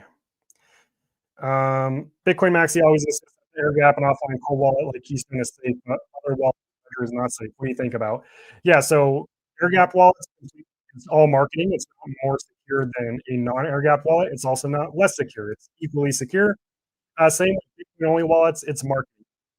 They are speaking to a specific market, to a specific customer. It's just a way to stand out from the market, right? It's the way to be the purple cow in a field of black and white cows. Um, it's really there was a study done by Shift Crypto, who's the creator of the Bitbox wallet. If you type in Shift Crypto Air Gap wallet on Google, you can go read that entire study. That study showed that air gap wallets are not actually more secure. Um, a lot of them just introduce unnecessary complexities, so it can actually become a greater risk if you are not familiar with hardware wallets, and specifically air gap wallets, because they are harder to use. But at the end of the day, they offer the same levels of security. So something like Keystone is not more secure than something like Ledger, and something like Cold Card, which is a Bitcoin only wallet, is not more secure than something like Ledger, right? It just comes down to marketing and trying to stand out. Yep, you're welcome. Leonard, let me know if you have any questions about Tangum. Definitely happy to answer anything. Do you recommend selling directly from the Tangent app? You can. I've done it before. I've bought crypto through the Tangent app. I've sold it. I swap crypto. I would just check the fees when you're selling. Sometimes, depending on because there's multiple third parties that Tangent uses to do various things like swap and stuff. But just double check the fees. If you're okay with the fees, then go for it. Like it's safe to do. I will say there are the limits are a lot lower if you're buying or selling directly through Tangent versus if you're using like an external crypto exchange. So if you're trying to sell like a bunch of crypto, like I would say, I mean, anywhere probably over like $5,000 worth. I don't know if you'll be able to do it directly through the Tangent app.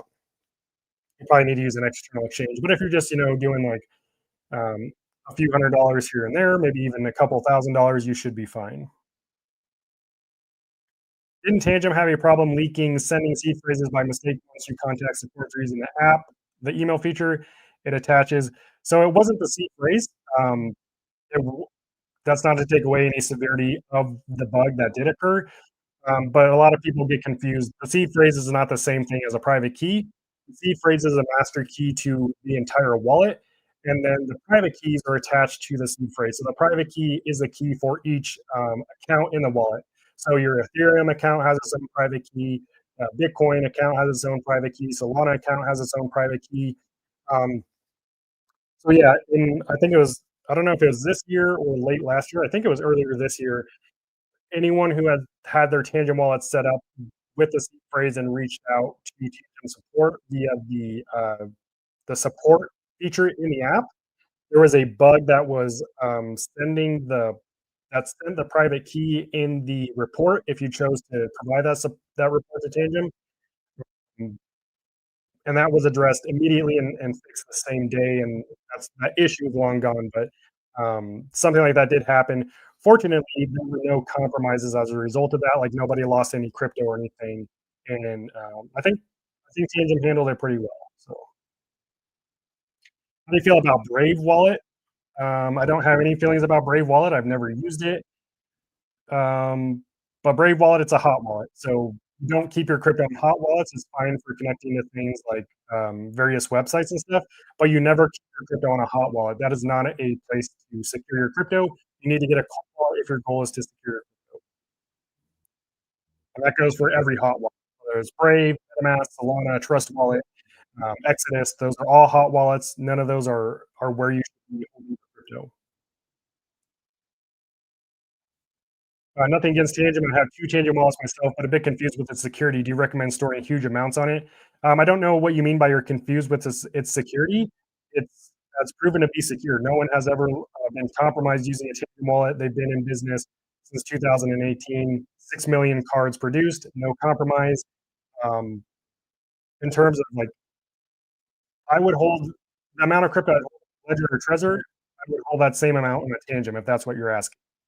But there is, aside from that, you shouldn't keep all your eggs in one basket in general, regardless of what wallet you're using. You should diversify your crypto into multiple wallets. But I think it's silly to say that Tangent is only for small amounts. That was like whoever came out with that saying is just made it up and pulled it out their rear end. Um, you could basically say anything online, and if enough people believe in it, there becomes some truth to it. Is what it seems like.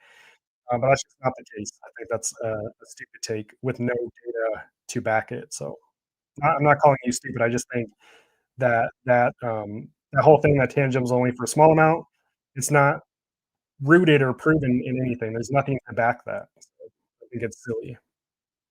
Have you used the Audit wallet? No, I haven't.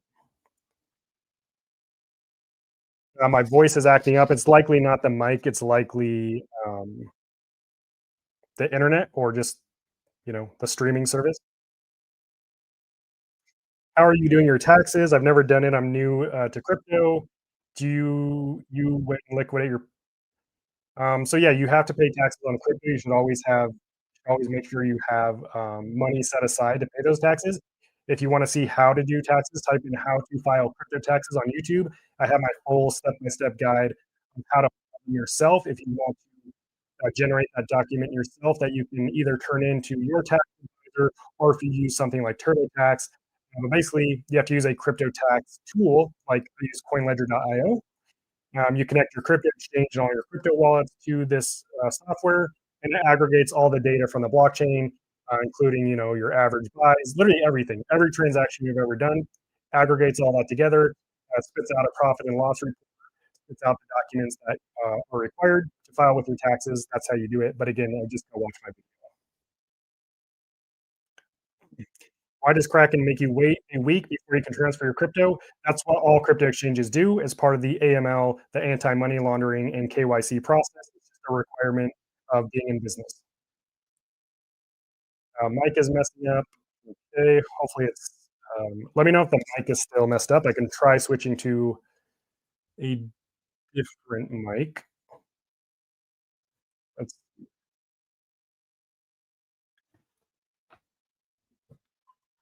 I could try a different mic, but let me see here. This one goes here. This one goes here.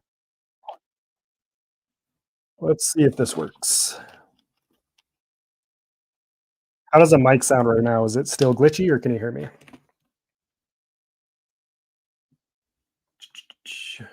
Test.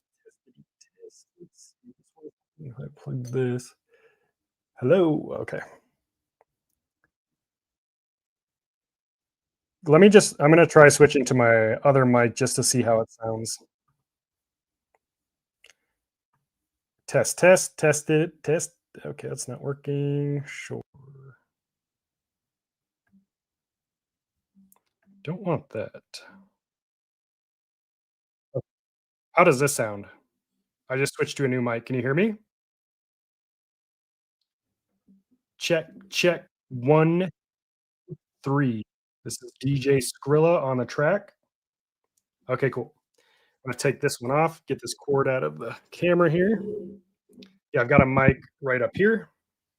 It's what I usually record videos on, but sometimes it gives me issues during live streams. So I haven't been using it for live streams, but let's see if it works. Thanks for letting me know. Okay, all right. Where were we here? Is there a way? Why like XRP? Again, I don't dislike or like XRP. It's not something that I've ever gotten into, and I don't have any plans to get into it. It doesn't mean I don't like it. Let's not be silly. I think it's childish. Like, I just think that's a childish take. I don't update the version of Ledger Live on purpose, and when I try to send coins from the wallet, it doesn't allow me to send it, and it says I have to update to send coins. Is that normal? Yes. That's why you are supposed to do firmware updates. You should be pulling out your wallet and doing firmware updates at least every 3 months to prevent that from happening. Because what's going to happen is you're going to want to go and sell your crypto or something, and you're not going to be able to. You need to keep your wallets up to date. That is part of usability and security. If you don't want to worry about doing firmware updates, then get a Tangum wallet. They don't have firmware updates. Is there a way on the Tangum app to see the percentage you've earned and lost on your coins? No, that would require a lot. So to see profit and loss, that would require you to connect um, every address and every crypto exchange you've ever used. You have to connect them all. All that data is required to see what you bought it for, where you transferred it to, if you've sold it, all these different things. So no cold wallet offers that feature. There are tools like CoinLedger.io that you can use, and you have to connect all your crypto wallets and exchanges to it just to see that data. So I thought that having coins in a cold wallet's like 100% freedom, but it's not. It is, but not if the coins are centralized. Then it's not truly decentralized cryptocurrency. Mike is good now.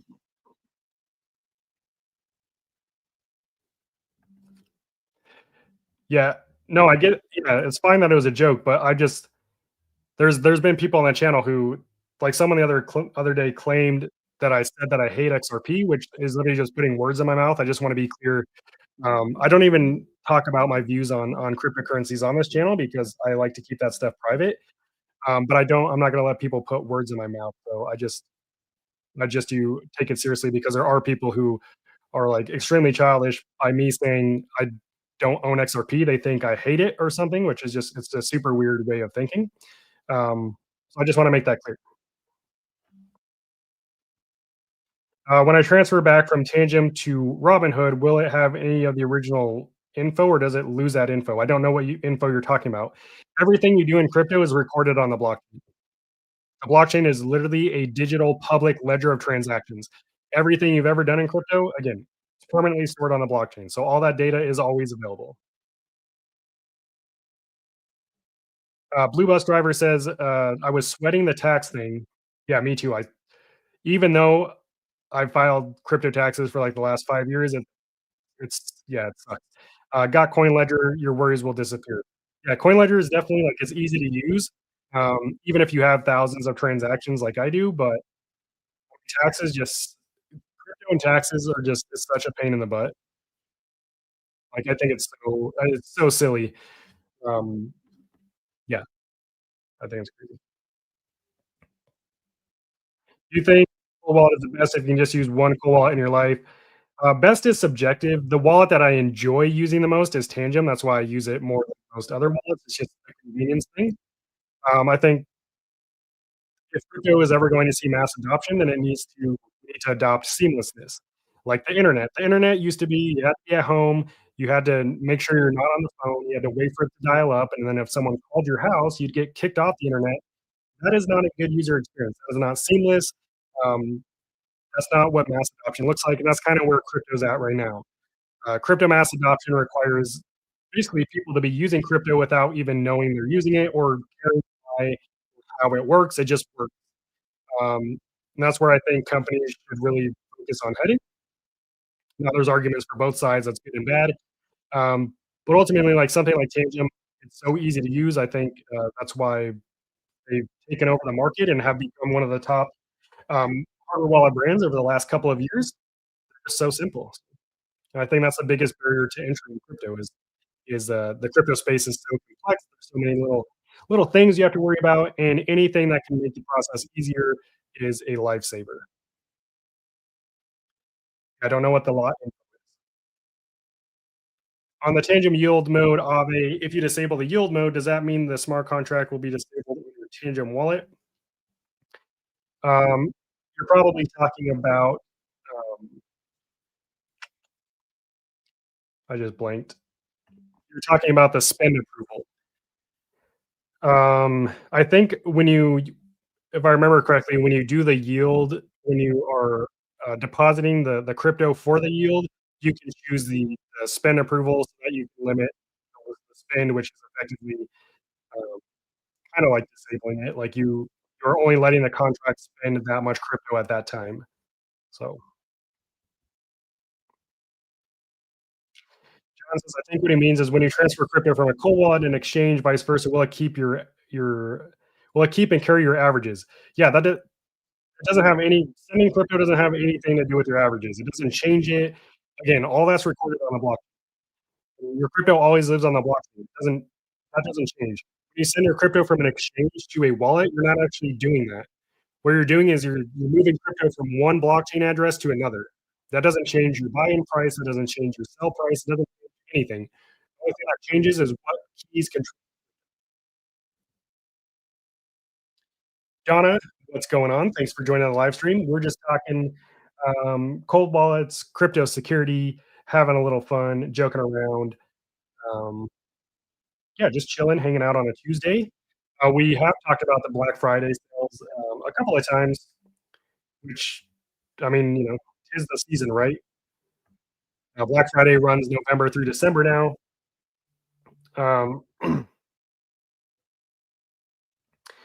But yeah, best deals for cold wallets is right now. It's happening now. Like all the Black Friday deals are already live. They're not going to get better come Friday. They're not going to get better come Cyber Monday. The only thing that could happen if you wait longer is that they run out of certain things, or you have to wait longer to get the product because not only does shipping get crazy around this time, especially Black Friday through Christmas, shipping is going to take a lot longer, probably twice as long. But as the demand increases, the longer you might have to wait for certain products that are like new products. But I can go through the Black Friday deals really quickly. I've gone through them a few times. Links to these deals are in the description of this live stream. And those links, they take you directly to the manufacturer's website. I do not link to third-party websites for hardware wallets. Um, and those links will get you better deals than if you just go to the website yourself because of the relationships that I have built with these brands over the years. So I have got a lot of them to add additional discounts on top of Black Friday so that we here on the Cyber Squirrel channel get the absolute best possible deals. So you literally won't find better deals than the links. That said, Tangum, which is if you're just getting into cold wallets or even crypto, Tangum is by far the best option in my experience. And according to a lot of people here on the channel, all you need to use it is your phone in the Tangum wallet. Tangum is doing 30% off their entire website right now, and you get free Bitcoin with your order. So every product you buy or every order is going to come with $10 worth of free Bitcoin. And the way that works is once you submit the order and pay for it, you'll get a separate email with a link with instructions on how to claim that Bitcoin. Once you get your Tangent wallet, you'll set it up. There'll be, I believe, a QR code, and then you can claim it. Yeah, the 3 card set, which you get 3 cards, is only $49. The 2 card set is only $38. The family pack, which is, in my opinion, the best engine deal right now, you get 6 cards, which is you can set up 3 different cold wallets from those 6 cards and manage them all in your Tangent app. Only $97 with that one. Not only do you get free shipping, but you also get $20 worth of Bitcoin. Yes, this is the best option for a new user. Tangent is and it's extremely easy. I have a user guide on my channel or on Tangent Wallet user guide. Watch my most recent video. I have 2 user guides a year ago, but my most recent one, that one is real time. I basically holding your hand, walk you through the setup process, how to transfer crypto to it, how to send crypto from it if you need to send it back to the exchange. I go over all that. Um, but yeah, Tangent is by far the best for beginners, in my opinion. And then they have the Tangent Ring, which is what I'm wearing right now. This is a cold wallet. It also comes with 2 cards. This is arguably the best wallet for traveling or if you live in an active lifestyle. All the Tangent wallets, the ring, and the cards are 100. They're waterproof. They're temperature resistant. There's literally a video on YouTube of this guy shooting the Tangent wallet with a gun. He torches it with a flame. He puts it in boiling water. He puts it in dry ice, and then after all that, he scans the card. So it is the most durable wallet on the market as well. Best for traveling. most discreet. And the ring is, yeah, 30% off right now. You get $10 worth of free Bitcoin, and it's only 105 bucks. Then we have the Tangent box. This is a limited edition, limited supply gift box. So if you are wanting this, you would want to order it sooner than later. But it is 30% off as well. You also get the $10 worth of free Bitcoin. It comes with three Tangent cards. It's a stealth pack. So two of those cards are unbranded. They're completely blank, which is the ultimate discreet wallet. Then it comes with a Napa leather card holder that holds four cards, also a Tangum branded thermos and a Tangum branded tote bag. Now, this isn't the exact thermos that you get. That one looks a little better, but this is like an example of the thermos. And, like, this is a legit, like, it's a solid metal thermos, keeps your liquids cold or hot. But yeah, that's a cool gift box. I ordered mine. It should be here next week. Maybe I'll post a picture of it when I get it. Um, I don't know if I'll get it in time for when the Black Friday sale ends, but I think I should. Then we have Ledger, which is another popular brand. They don't usually do discounts, but they usually give you free Bitcoin. However, they did both this year. The Ledger Nano S Plus, which is their entry level wallet, you get $10 worth of free Bitcoin, and it's only 59 bucks for this wallet. Then you have the Ledger Nano X. This was the first hardware wallet I ever bought back in 2020. It's 50% off right now. So it's usually $149. It's only $74. This is their discounted wallet. It doesn't come with free Bitcoin. I know on here it says it does, but it doesn't. Also, the QR codes up here on screen. If you scan these QR codes with your phone, it'll take you directly to the deal on their website as well, so you don't have to click the link if you don't want to. The Ledger Nano Gen 5, this is Ledger's newest entry-level wallet, touchscreen wallet, I should say. It's got an e-ink touchscreen. The battery life is probably the best on their touchscreen models, but specifically this one, it uses an e-ink screen, which is extremely efficient. 10 hours of full usage. And I don't know who's on their hardware wallet for 10 hours at a time. It's not like a phone where you're scrolling YouTube, just signing crypto transactions. So the battery lasts a long time. You also get the Ledger recovery card with all the touchscreen wallets. There is no deal on the Ledger Nano Gen 5 for Black Friday, but if you use my link, you get $10 worth of free Bitcoin. Pretty cool.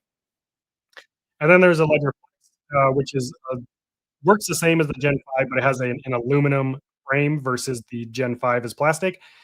It's basically the same price as the Gen 5 right now, though, for Black Friday because you get $70 worth of free Bitcoin, which is pretty insane. And because Bitcoin is on the low end right now, if it goes back up, not financial advice, they could actually end up paying for the wallet, in the future. And then you have the Ledger Stacks, $80 worth of free Bitcoin. This is Ledger's most premium model. Um, but yeah, all the Ledger wallets, they really all work the same, and they all provide the same security. So you don't need to buy a Ledger Stacks if you want a secure wallet. You could just get a Ledger Nano S Plus. Then we have Trezor wallets. Trezor, this is the Trezor's newest wallet and the wallet I was most excited about in 2025. The Safe 7, it's Trezor's first ever wireless wallet. Comes with an encrypted Bluetooth connection, so you can set it up, do firmware updates, and manage your crypto all through your iPhone or Android phone or your computer, depending how you want to use it. You can also disable Bluetooth if you don't like Bluetooth. You can just use the included USB-C cable. Um, it's 100% open source. And yeah, I mean, this thing is a true like piece of art. I think it's probably one of the best looking cold wallets on the market. This is the screen. It's a large Gorilla Glass screen, and it's the brightest screen of any wallet on the market at 700 nits. You can see the buttons are nice and big. Um, then if you go to the back, this is a reinforced glass back. So it's actually multiple layers of glass with a liquid metal infused into each layer. And that's so that all the wireless components work. And I can confirm it works extremely well. So yeah, this is by far my favorite Trezor wallet. Um, Currently not discounted because it's so new, and they are kind of back up on the order. So if you are trying to get this sooner than later, especially before Christmas, I would probably order it now. Um, but They have 3 different colors. They have the one I just showed you, which is charcoal black. They have obsidian green, which is super sick. That one doesn't even start shipping till December 5th. So if you wanna get on the first batch, you might wanna jump on that. And then they have this Bitcoin orange color on screen, which is a Bitcoin only wallet. So, you get a free wireless charger when you use the link. 'Cause it you can charge it with the USB-C cable or with the included USB or with the included, free wireless charger. They won't always include that free wireless charger. This is just the deal they're offering for Black Friday. And then you have the OP wallets, the Safe 5 and the Safe 3, both still, great wallets. I put them right up there with the best of the wallets on the market. 40% off both of these, only 49 bucks for the Safe 3, which is, it's a 2-button wallet, so you navigate the entire device with the 2 buttons. Or if you want a touchscreen wallet, the Safe 5 is now Trezor's entry-level touchscreen wallet, and it's only $101. Both of those 100% open source. The secure chip is also open source. It's EAL6, which is the highest grade secure chip you'll find in a cold wallet. They don't have batteries in them. Again, the Safe 7 is Trezor's first wallet with a battery that's wireless. All the previous Trezor wallets are wired. You have to use them with a USB-C cable, but really solid deal. Then there's the Arrow wallet. This is a brand new airgap wallet if you are into airgap wallets. But the main standout of this wallet to me, besides it being water and dustproof, is that it allows you to manage 10 different seed phrases at once. So it's basically like having 10 hardware wallets in one. It also supports the passphrase feature, so you can even have pasphrases for each seed phrase. So you can essentially have an unlimited number of wallets with this wallet and manage it all from this device. They do 30% off, so it's usually 226, it's 163 bucks. The thing you want to check with any wallet, but especially new wallet, coin support. Does it support the cryptocurrencies you want to secure with it? Definitely check that. Um, and the thing you'll notice if you click on the link in the description and go to the website, when you arrive on the website, it'll say the deal is $180. But once you add it to your cart and then go to checkout, it will apply the channel's additional discount and drop it down to that 65 or $63 price range. So you get the additional discount. But yeah, this is my favorite air gap wallet right now. It also comes with 3 recovery cards. And these are all secure element protected, pin protected recovery cards that you can use for your to back up your seed phrase onto, so that if you ever need to access your Arrow wallet again, you just scan these cards and or one of the cards and put in your pin. These are all waterproof, again, pin protected, and they come with the Arrow wallet. So super cool.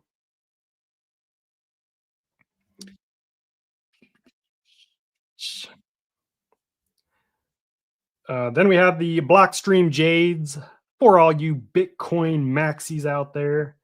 21% off both the Jade and the new Jade Plus.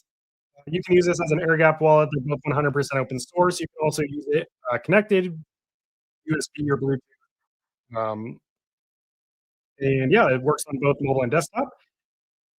62 bucks for the original Blockstream Jade or $133 for the new Jade Plus. Then we have the Ryder One. The way I've been describing this wallet is basically they designed it to be to work like Tangum, but it has a screen if you prefer on-device verification. So it is an NFC mobile-only wallet, but you get to confirm the transaction on the screen of the physical hardware wallet first, and then hold it up to your phone to confirm the transaction. But it's also like Tangum, it's completely waterproof, dustproof. It's fully enclosed. Comes with a free wireless charger. Since it is fully enclosed, that's the only way to charge it. Um, and it has a nice touchscreen. So, I mean, if you haven't seen it in action, this is what it looks like here. So it is small, compact. Yeah, I mean, it does the job, right? Really cool wallet. The main difference I'll say with this one, similar to the Arrow wallet, is because it's so new, the coin support does lack. They are prioritizing coin support. The only thing that you ever need to do to get more coin support for a wallet is to update your firmware. The cool thing about the Ryder One wallet is you just set it on your phone using NFC, and it updates the firmware, so it's super convenient. And then we have the Keystone 3 Pro. This is one of the best or the most well-known airgap wallets on the market. They've been around for a while. 100% open source, uses 3 secure chips, so you can manage 3 separate seed phrases. Also has a biometric fingerprint scanner on the back of the device, which this is a custom one that I had made just for the channel. It's got the biometric fingerprint scanner. It's got a camera for QR codes, and then it has this large LCD screen. It's not like the highest quality screen, but who cares? It's a hardware wallet. It's not a phone. We're signing crypto transactions. We're not watching YouTube or playing games. That's currently Keystone has 20% off their entire website. You don't get the free case anymore, but you still get 20% off. And then we have metal seed phrase plates. If you are storing your seed phrase on a piece right now, you are at risk. I mean, paper, I think, a silly way to basically store the keys to your money. Um, Anything could happen to it. That's why I use metal seed phrase plates. Personally, I use the one on screen here. It's the Keystone Tablet Plus. But this is the only link down in the description that will take you to a third party website, which is Amazon. But it's okay because you're literally just buying a piece of metal. You're not buying a hardware wallet. But I filtered that link to take you to all the Black Friday deals for these seed phrase plates, and I looked at all of them, and there are some really good options on there, ranging from 10 to 30% off. But yeah, the way these work usually is depending on which one you get. Um, Obviously, you input the seed phrase once you receive the plate. You don't They don't do it for you. That would be silly. Um, so you get the metal, and it'll come with either like metal letter cutouts, like the Keystone Tablet Plus here, and you just put them in place, or some will come with like an engraving pin or other little metal tabs that you can use to input your seed phrase yourself. Definitely get a metal seed phrase plate if you don't have one. And it doesn't matter where you get those. Amazon's probably the best place because they have the most options, and there's no risk in buying a piece of metal on Amazon. So, yeah, all those deals we just went over, all the links to them are in the description of this live stream. Check them out or don't, whatever you want. Back to some chats here. Reframing the question back from Tangum to Robinhood. Will I have any of the original lot info, or does it lose that info for tax purposes? Again, I don't know what lot info is, but everything associated with your crypto is tracked on the blockchain. You don't lose that. It's forever stored on the blockchain. When you go into your taxes, what the tax tool does is it takes all the info from the blockchain and it puts it into the tax report. So yes, it keeps everything you need for taxes is always tracked. It doesn't go away. Yep, absolutely, John.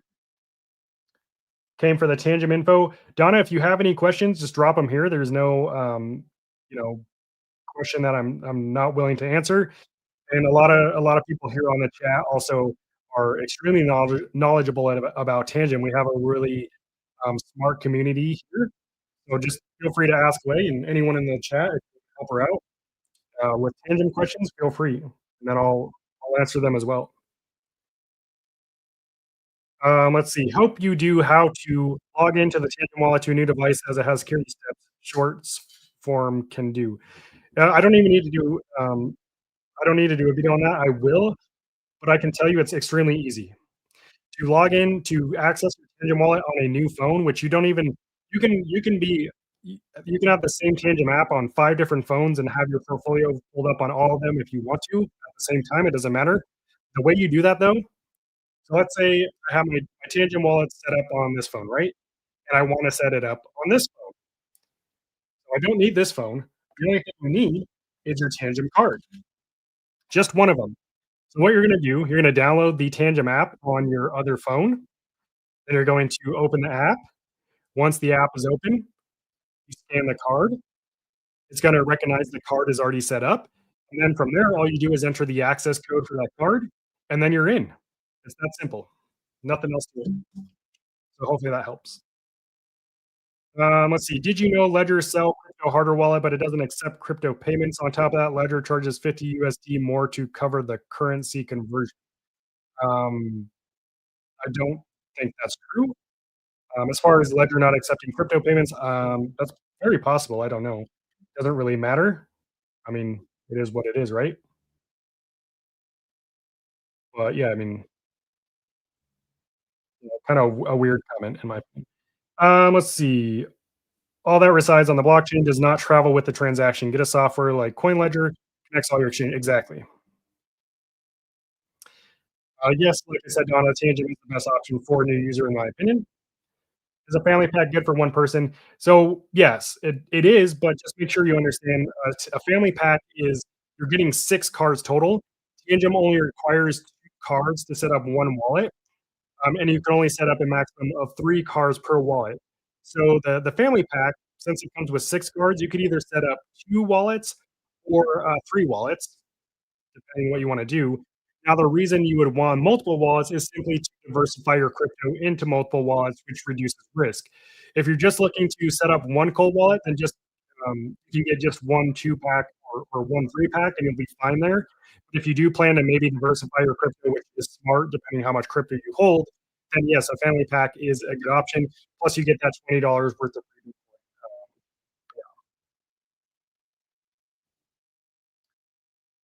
Okay, this person just spamming the comments now, which is interesting. Hold my hand video. That's why I follow you. Yeah, exactly. The hold my hand videos are the best videos. I am trying to learn something new. I love the like, let me walk you through step by step video. That's what I like to follow too. Let's see. CoinLedger, connect all the exchanges you use in your hot cold wallet. All the tax stuff will sort itself for you.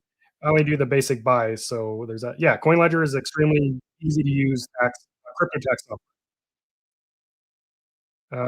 See, apparently my sound is going in and out again. Hopefully we're good now. It's definitely just an internet connection thing. I've been having a lot of issues with the internet. So I had to have someone come out and fix it. Apparently, the fiber optics cables were dirty or something, so they had to use a special cleaner on them. I don't know. My internet connection is still.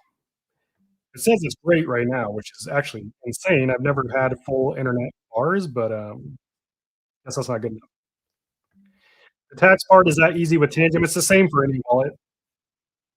There's no difference. I mean, the taxes doing taxes, it doesn't matter what wallet you have. The taxes doesn't know what wallet you're using. It doesn't care.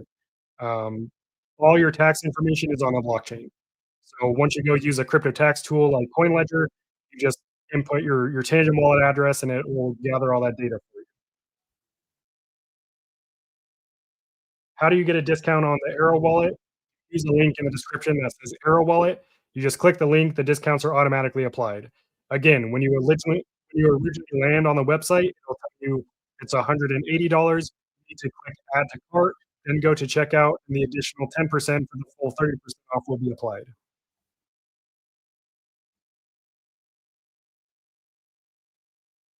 Okay, this person, we're going to ban them. Cool. Don't have to worry about them anymore. Super annoying.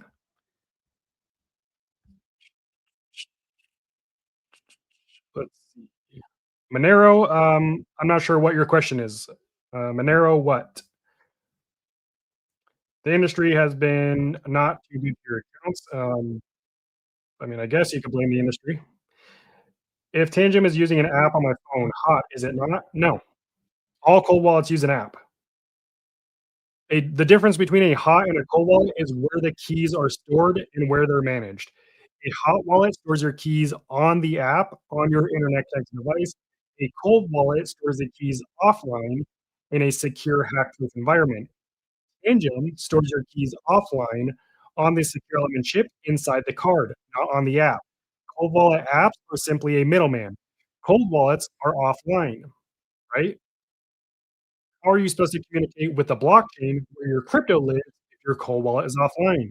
You need a middleman to communicate transaction data for you. That's what the cold wallet app does.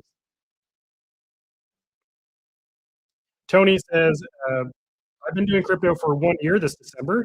Nice. Seeking how to pull profits, set up exits, etc. Any suggestions once you love your channel?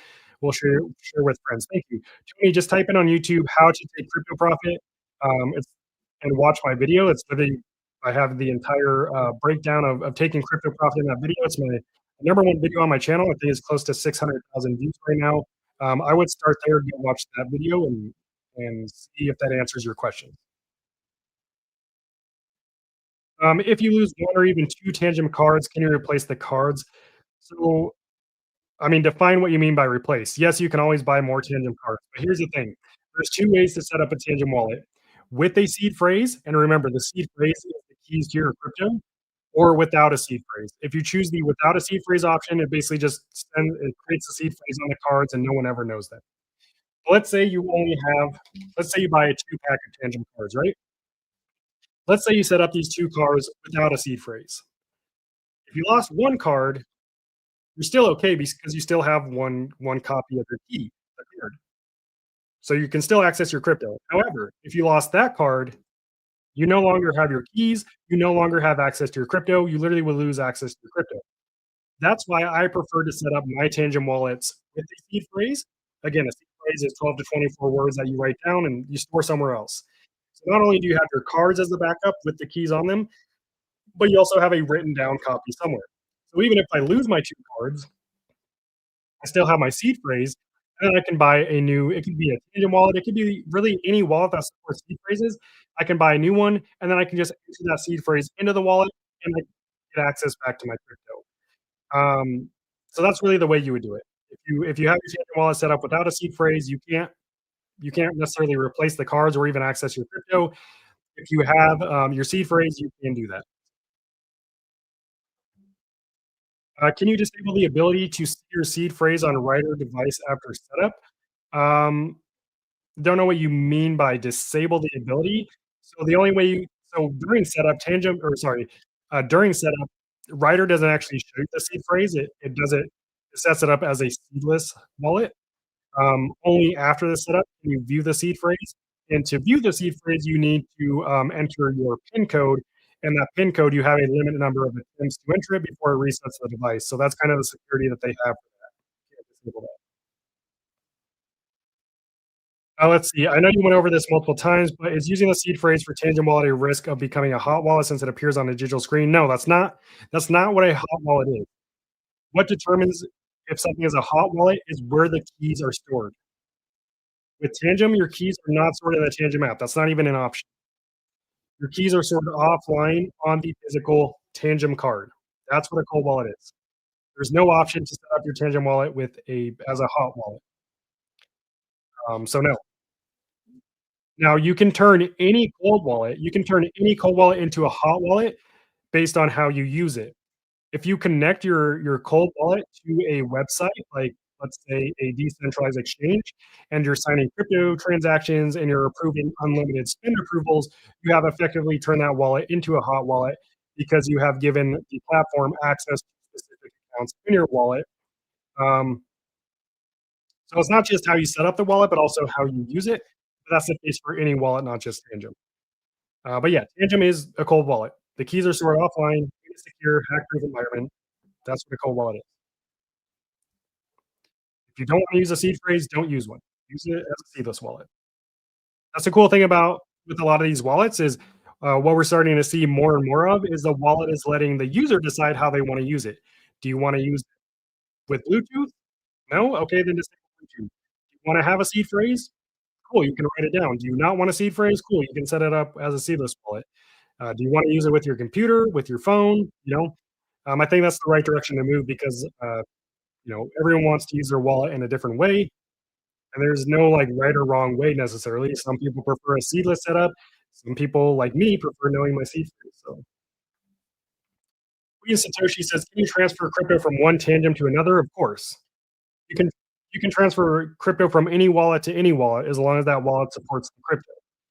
It's the same as transferring crypto anywhere else. Crypto to another crypto exchange, crypto to a crypto wallet, crypto from an exchange to a hot wallet, crypto from a hot wallet to an exchange. It's all the same. Doesn't matter. Because all you're really doing is sending crypto from one blockchain address to another. The blockchain doesn't know if you're using a MetaMask wallet or a Ledger wallet or a Tangem. It has no idea. It doesn't care, and it doesn't matter. That said, transferring crypto from one Tangent wallet to another is extremely easy because it's all done directly in the same app, right? Versus if you're transferring from one crypto wallet to another, you're in one wallet, then you have to go to another app and copy the receiving address. With Tangum, it's all done directly in the same app. You can switch between your two wallets by just swiping left and right. Let's say you're transferring Solana from one Tangum wallet to another. You just swipe. Um, let's say you have wallet one and wallet two. Let's say you're sending Solana from wallet one to wallet two. You just swipe over to wallet two. You tap Solana. You tap receive. You copy the receiving address.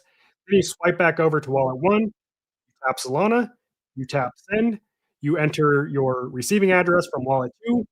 You enter the amount you want to send, you scan your card, and there you go, it's done. So it's super easy. But that's a good question. That is a good question. Um, but yeah, I mean, the sending crypto process is largely the same regardless of what you're using to send and what you're using to receive. Now there are some small caveats, but the process is always the same.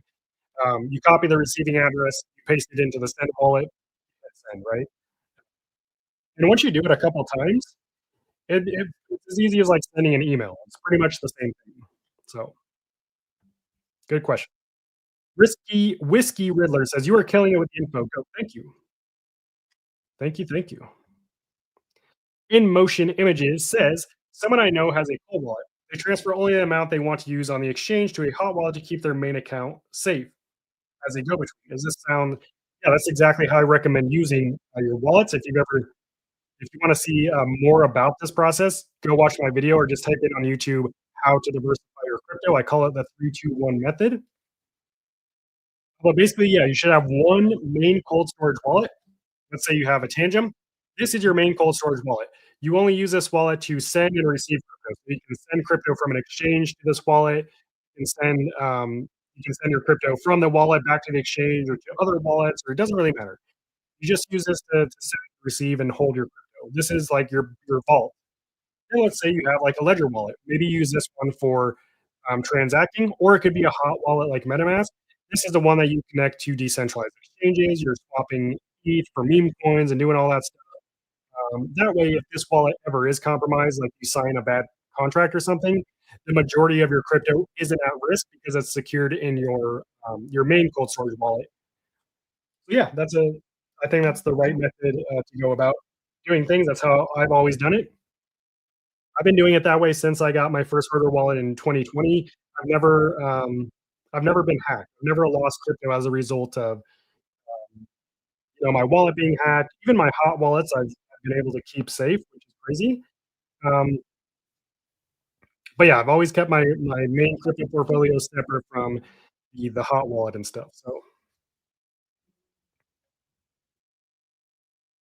do high net worth individuals use Tangum? Probably. I mean, Tangum has sold over 6 million cars. I would imagine out of those 6 million people, at least a few of them have whatever you consider high net worth and use Tangum to store it. So yeah.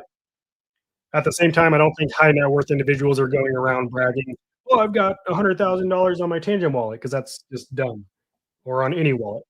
But yeah, Trezor versus Ledger, which one is better? So better is subjective. Both wallets are going to secure your crypto equally as well. So if it comes down to security, both are great. What you need to check for any wallet are first the two deal breakers. The first deal breaker is coin support. Does the wallet support the crypto that you want to secure with it? If it doesn't, you can't use that wallet. Cross it off your list. That's the very first thing you should check when you're looking into getting a cold wallet. That's the easiest way to eliminate options that won't work. The second thing you want to check is device compatibility. Does the wallet work with the devices you have at home? Does it work with your computer, your phone, or whatever device you want to use to manage it? In the case of Ledger and Trezor, Ledger does support more cryptocurrencies than Trezor. So again, you want to check that. In terms of device compatibility, well, they both, if you get, as long as you're getting the Ledger Nano X, the Gen 5, the Flex, or the Stacks, those all work with both your mobile and desktop devices. So it doesn't really matter there. Whereas the Trezor Safe 7 also works with your mobile and desktop devices. But something like the Ledger Nano S Plus is mainly a desktop-only wallet, and so are all the previous Trezor models, the Safe 5, the Safe 3, the Model T, the Model 1. Those are all mainly used as desktop wallets because they require a USB-C connection, and they're not really supported on iOS. Um, So yeah, those are the things I'd first check. Then it comes down to like form factor. Like, what do you prefer? Prefer like a touchscreen like the Ledger Gen 5 that is an ink touchscreen, doesn't have a backlight, but it does have like a good efficient screen? Or do you prefer something brighter like the Safe 7 that has one of the brightest screens on the market, right? This is a completely different screen style, also has haptic feedback. So look at the form factor. And then from there, I would probably look into the user interface. So Trezor Suite, which is the software you use to manage your Trezor wallet, and you can just like go watch my review um, on Trezor wallets and see Trezor Suite in action, or Ledger Live, which is now called Ledger Wallet. So those are what you need to look at when comparing both wallets. But again, all the cold wallets on the market do all the same things. They generate your keys securely, they store it in a secure offline environment, and they allow you to manage them in that same secure offline environment.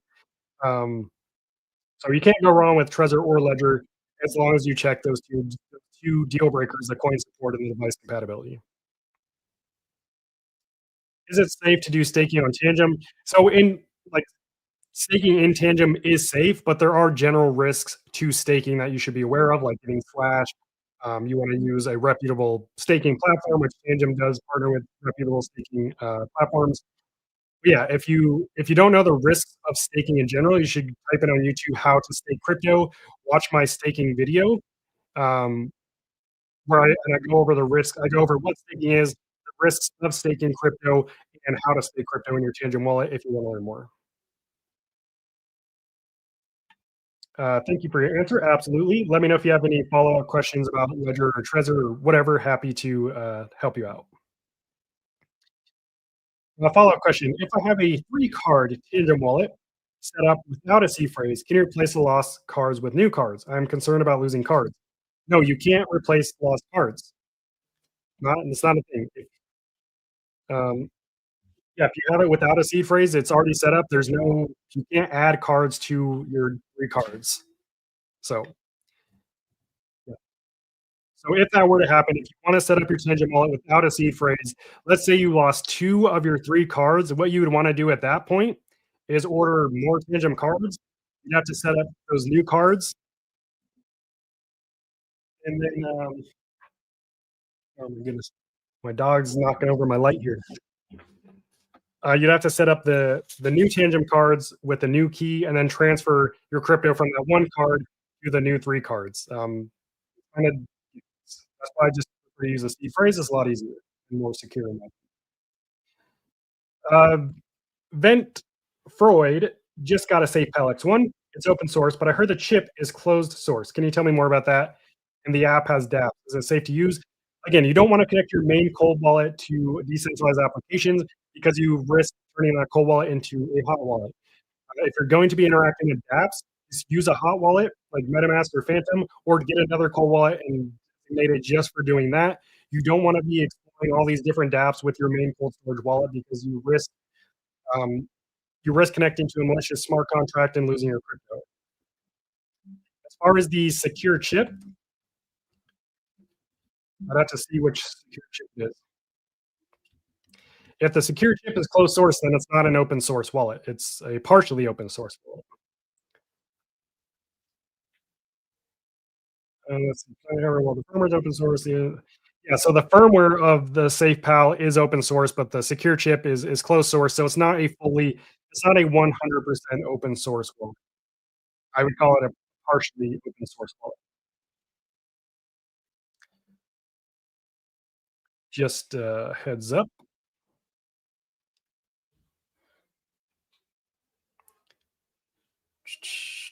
Let's see.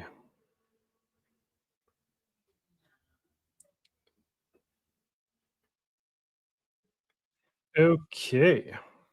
Just checking a couple messages here. Interesting. Okay, all right, all right. But yeah, good questions.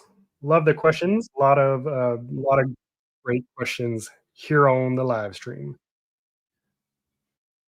I'm gonna blow through these Black Friday deals real quick, anyone who is thinking about getting a cold wallet or has been considering getting one or trying a new brand, now's the time to do it. Black Friday is the best deals of the year. You get huge discounts and free Bitcoin. I'm going to blow through these so quickly. All the links to all these deals are in the description of the live stream, and those links get you better deals than if you just go to the website yourself. Because I've have worked with these companies for a few years now. They've added a little additional deals on top of the Black Friday deals so that our community gets the best deals. Again, links are in the description of this live stream. I'm going to blow through these deals. Tangum Wallet, best wallet for beginners, in my opinion. 30% off the entire website, and you get $10 worth of free Bitcoin with your order. And the family pack, which is 6 cards, not only do you get free shipping, but you also get $20 worth of free Bitcoin, which I think is their best deal. Then you have the Tangum Ring, again, still 30% off. This is the only cold wallet wearable. Also comes with 2 Tangum cards, usually 160 bucks. It's only 105 bucks. Then you have the Tangum box. This is their limited edition holiday box. Obviously, there's a limited supply of these boxes. Mine is going to be arriving next week. I'll show you that box once it arrives. I don't know if I'll get it in time before the Black Friday deal is over, but I would like to show you what that actually looks like. But it does come with a 3 pack of stealth cards, a Napa leather wallet card holder, a Tangum branded thermos, and a pad. Also 30% off, and you get the free Bitcoin again with all this stuff. Then we have Ledger. The Nano S Plus is Ledger's entry-level wallet. It's mainly a desktop wallet because it doesn't have Bluetooth or battery, but it is only $59, and you get $10 for free Bitcoin. Then you have the Ledger Nano X. This was the first hardware wallet I ever bought back in 2020. Currently, it's 50% off, the biggest discount I've ever seen on the Ledger Nano X, and you don't get $10 worth of free Bitcoin, even though I have it up there. That's not the case. It's just 50% off, which is still a solid deal. And this is a mobile and desktop compatible wallet. It has a battery and Bluetooth. Then we have the Ledger Nano Gen 5. This is Ledger's newest wallet. It is their entry-level touchscreen wallet with an e-ink touchscreen. It also comes with Ledger security key, which every Ledger touchscreen wallet now comes with. And this is what it looks like. So all the Ledger touchscreen wallets have have NFC compatibility. So you just hold this up to the back of your Ledger wallet, for example, when you're setting up the wallet, and it copies your seed phrase onto this pin-protected secure element card. And then if you ever want to recover access to a Ledger hardware wallet, you just hold this up to the back of it during the recovery process, enter your card's PIN, and you'll be able to access your crypto a lot quicker than having to input your seed phrase. And you only get a certain number of PIN attempts before it resets itself, so no worries there. Then you have the Ledger Flex. This is my favorite Ledger wallet. It works the same as all the other Ledger touchscreens, but I just like the design the best. It also comes with $70 free Bitcoin, making it essentially the same price as a Gen 5. So super good deal there. And then you have Ledger's most premium wallet, the Ledger Stacks. It has the largest curved ink touchscreen. You get $80 worth of free Bitcoin there. Then you have Trezor wallets. They just came out with the Trezor Safe 7, by far the best wallet Trezor has ever put out. It's their first wireless wallet with an encrypted Bluetooth connection. Also has it's 100% open source. It uses 2 secure element chips, which is essentially double the protection. You can set it up, do firmware updates, and manage your crypto on both iPhone and Android mobile devices wirelessly. And you can do it wirelessly using your desktop computer, or you can still use the USB-C cable. Uses a LifePro 4 battery, which is one of the highest quality batteries you can use. Yeah, I think this is the best wallet they've ever put out. It's $249, but it comes with the free wireless charger. That's kind of the deal. These were like pretty, I guess, back ordered. I don't know if that's the right word, but there's high demand for these wallets. So they just started shipping the charcoal black and the Bitcoin orange ones. There is a hold, not a hold, but a back order on the obsidian green. So if you are trying to get your hands on this sooner than later, now would be a good time to order, not just because of the free wireless charger, but because there is a high demand for them. And this is so new to the production line that I guess it's taking them a while to roll them out. So the quicker you get your order in, the quicker you get your wallet. Yeah, best wallet Trezor's put out. Or if you want a Trezor wallet, but you don't want the premium price, you'll get the Safe 3 for 40% off at only $49, or the Safe 5, which is a touchscreen wallet still, for $101. Then we have the Arrow wallet. This is a brand new airgap wallet. It allows you to manage and store 10 different seed phrases. So essentially, 10 different wallets in one. It is water and dust proof as well. It includes 3 pin protected recovery cards like Ledger. And yeah, it's a super cool wallet. The cool thing about this one, unlike Ledger's touchscreen, this also has an e-ink touchscreen, but it has a backlight, so you can actually use it in the dark. Pretty cool. Um, and this one is 30% off, only $163. I will say if you go to the link in the description and then land on the website, you'll see that it's $180. Once you add it to your cart and then go to the checkout page, the additional discount will automatically be applied and will drop it down an additional 10%. Then we have the Blockstream Jade for you Bitcoin maxis. Not that you need a Bitcoin only wallet if you hold Bitcoin, but it is an option. They have the OG Jade for $62 right now, or the Jade Plus with the larger screen for $133. I'm not a fan of Bitcoin only wallets, but if you are, this is a good deal and the best deal they'll offer all year. Then we have the Ryder One, mobile only, works like Tangum, except it has an on-device screen. So unlike Tangum, you can view the transaction details on the physical hardware wallet device, and then you hold up the device to your phone to confirm the transaction. Because this is completely wireless and NFC, all the firmware updates are also done over NFC, which is pretty cool. It's fully wireless, comes with a free wireless charger, uses an EAL secure element chip, um, and it's also water and dust proof like Tangent. So it's super cool. Also comes with a recovery card, like the Arrow wallet and like Ledger. It's currently 30% off, $174. Cool. Keystone 3 Pro, probably the most well-known air-gapped wallet on the market. 100% air-gapped, 100% open source. Has 3 secure element chips, so you can manage and secure 3 different seed phrases on the one device. Also has a biometric fingerprint scanner. $119 down from $149, so you get 20% off. It doesn't come with the free case anymore. That's kind of what I'm talking about. As these deals go on, certain parts of the deals could fall off as they run out of stuff. So, like with this one, the case is no longer offered for free. I think you have to get it separately. But yeah, 20% off the entire website. And then the metal seed phrase plate, if you're storing your seed phrase on a piece of paper, that is not a good solution. That's not a long-term solution. That's a very like maybe have it on a piece of paper for like a day or a few until you can get a metal seed phrase plate. A metal seed phrase plate is literally just a solid chunk of metal. It's fireproof, it's waterproof, it's corrosion resistant. And then once you get the metal, it gives you the tools, whether it's an engraving tool or the metal letters. And then you put the seed phrase on the plate yourself. And then you put the seed phrase plate in a secure location. And this will literally last you a lifetime. And you don't have to worry about like spilling your coffee on it or your dog chewing it up or your kid getting a hold of it and know, drawing their favorite cartoon on it. So yeah, link to this in the description. This is the only link in the description that will take you to Amazon. I don't link, all the links take you directly to the manufacturer's website for the hardware wallets. I don't recommend buying wallets on third party websites. But this isn't a hardware wallet, it's a piece of metal. You can safely order this on Amazon without any security concerns. Also, one thing I was talking about earlier on the Tangent wallet, I didn't know this until the other day when I was just browsing their website on a live stream. They came out with a new design, which is so sick. It's the snowy sakura. So all these, they have a bunch of limited edition collections, and this is one of them that they just came out with. I think it's perfect for the season as we get into colder weather, at least here where I am.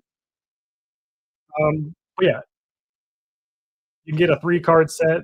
So if you get a 2-card set, you're limited to just getting a classic black.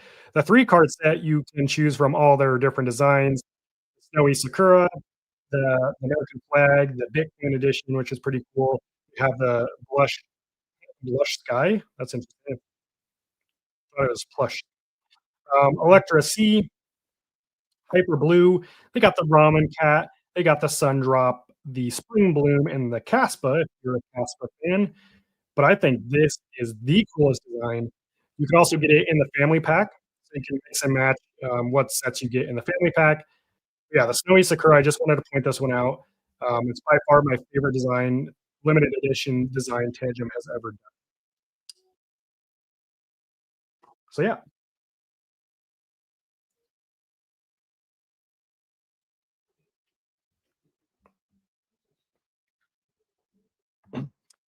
Let's see. Does using tax services like CoinTracker make the cold wallet less safe? No.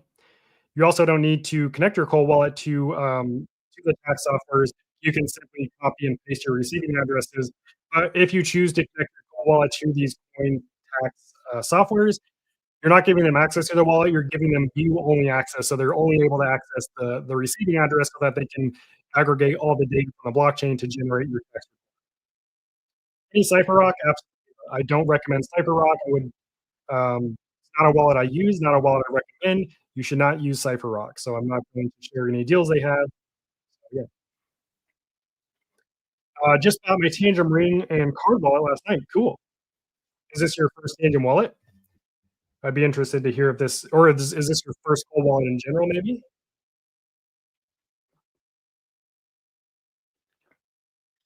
'Cause I know a lot of people um, who end up getting their first cold wallet. They go, "Nice, it's your first time with a wallet. Cool." I mean, the Tangum Ring for your first cold wallet is pretty sweet, honestly. The Tangum Ring, I mean, you literally just bought the most durable, most discreet wallet on the market. This is my Tangum Ring right here. I've had this one since it came out. I've got 2 Tangum Rings. The other one was a little too small that I ordered.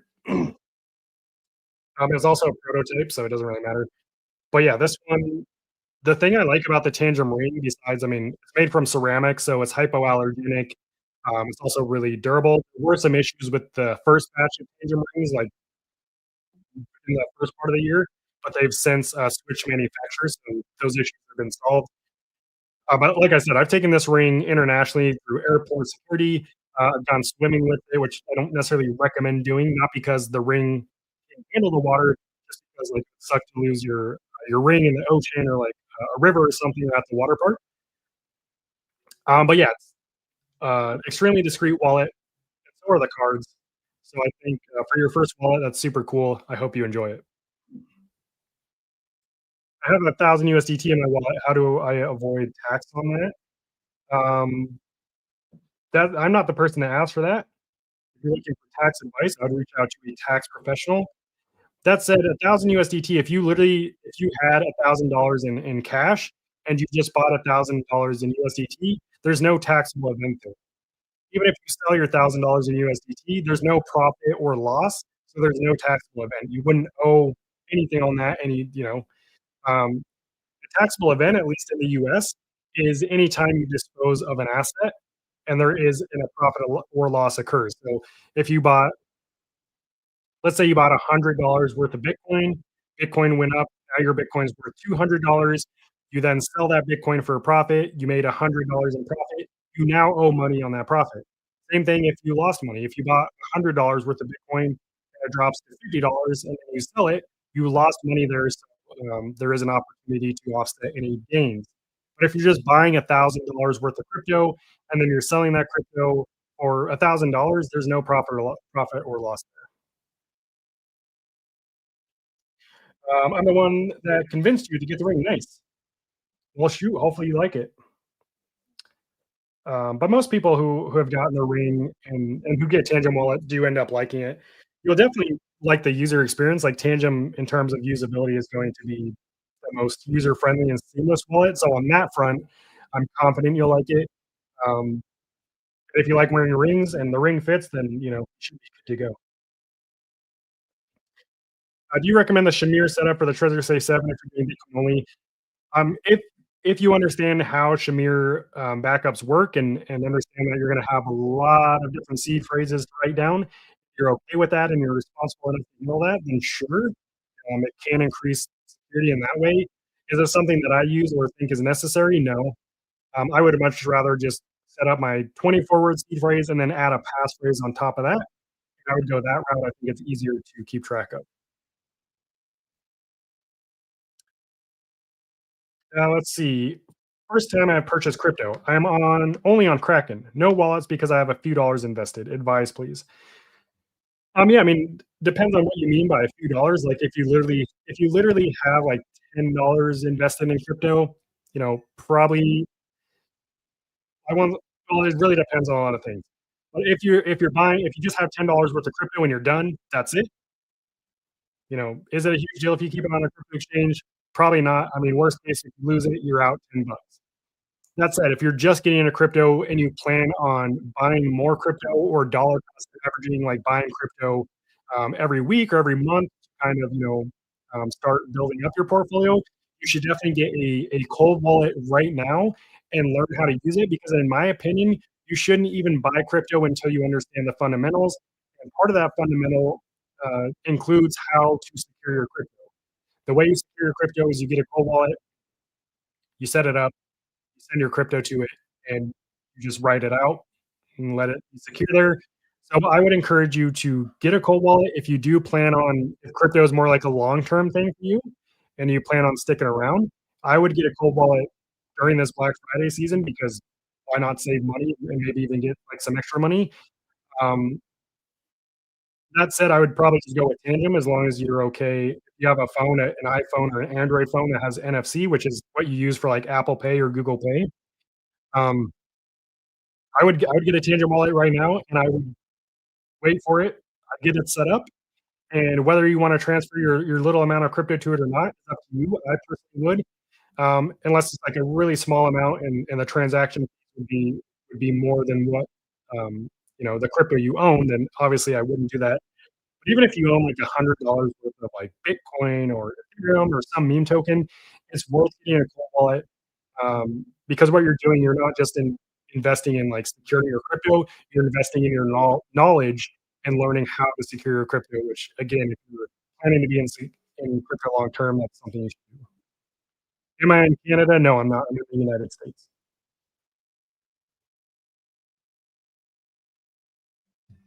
There's no profit on it, but you still have to report it. Selling a stable coin is a reportable taxable event. Yeah, sure, but again, you're not going to owe anything on it. So if you lose your cold wallet, so if I lose my cold wallet, but I have my seed phrase, I can just use the seed phrase to recover my crypto on any cold wallet or just the same brand I created on it. No, you're exactly right. So seed phrases are not brand specific. There's not like a ledger seed phrase, a tangent seed phrase, um, you know, all the seed phrases, any wallet that supports the BIP39 protocol, which is most hardware wallets on the market today, which is the standard 12, 18, 24 word seed phrases, can take your seed phrase from Tangum and import it into Ledger, for example.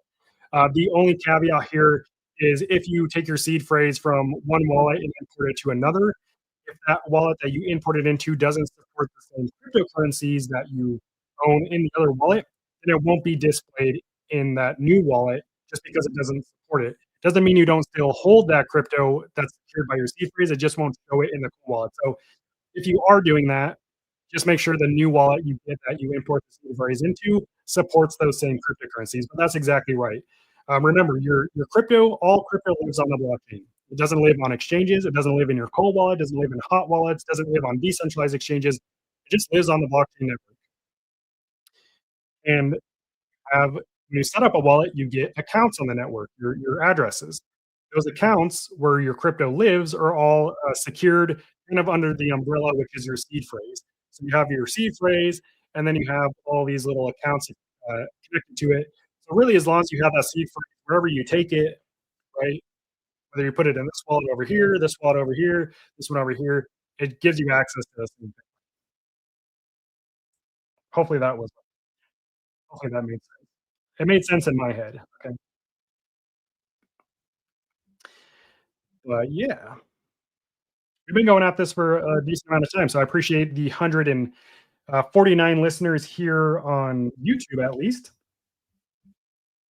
And I neglected my um, my X viewers again. I'm so sorry, guys.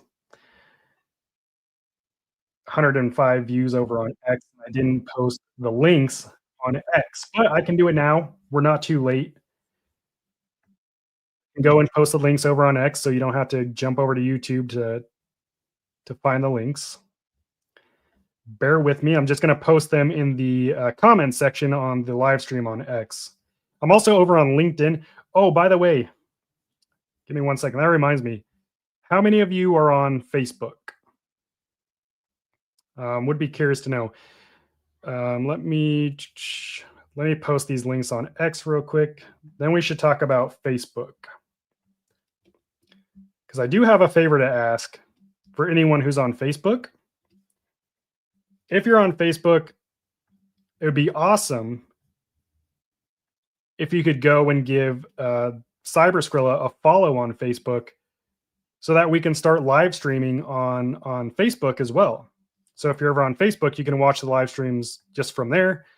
Because like I just started posting on Facebook on Cyberskrilla. And the thing about Facebook is they don't let you live stream until I think you have 100 followers. I think I'm at like 30 followers or something. So if you're on Facebook and if you search for the Cyberskrilla page, would be super cool if you could go follow it. Let's see. Maybe I can pull it up here and show you. Yeah, this is the Cyberskrilla Facebook page, I guess. It's just I'm not like super familiar with Facebook, just because I don't get on it too often. But this is Cyberskrilla. If you want to go follow it, I would be very appreciative of you doing that. We just need like 70 or 65 more followers, and we can start going live on Facebook. That would be fun. That would be so fun. So yeah, go give us a follow on Facebook. Okay. Anyways, enough of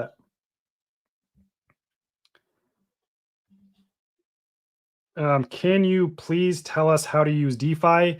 That is not something I just tell you. Like, there's so many different branches of DeFi. Like, what do you mean? Decentralized exchange? Are you mining crypto? Are you adding crypto to a liquidity pool? Like, what do you mean?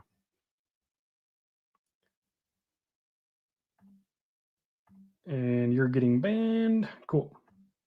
Yes, Facebook. Who's Cyberskrilla? That's the channel you're watching right now. Cyberskrilla. See on the screen here? Cyberskrilla.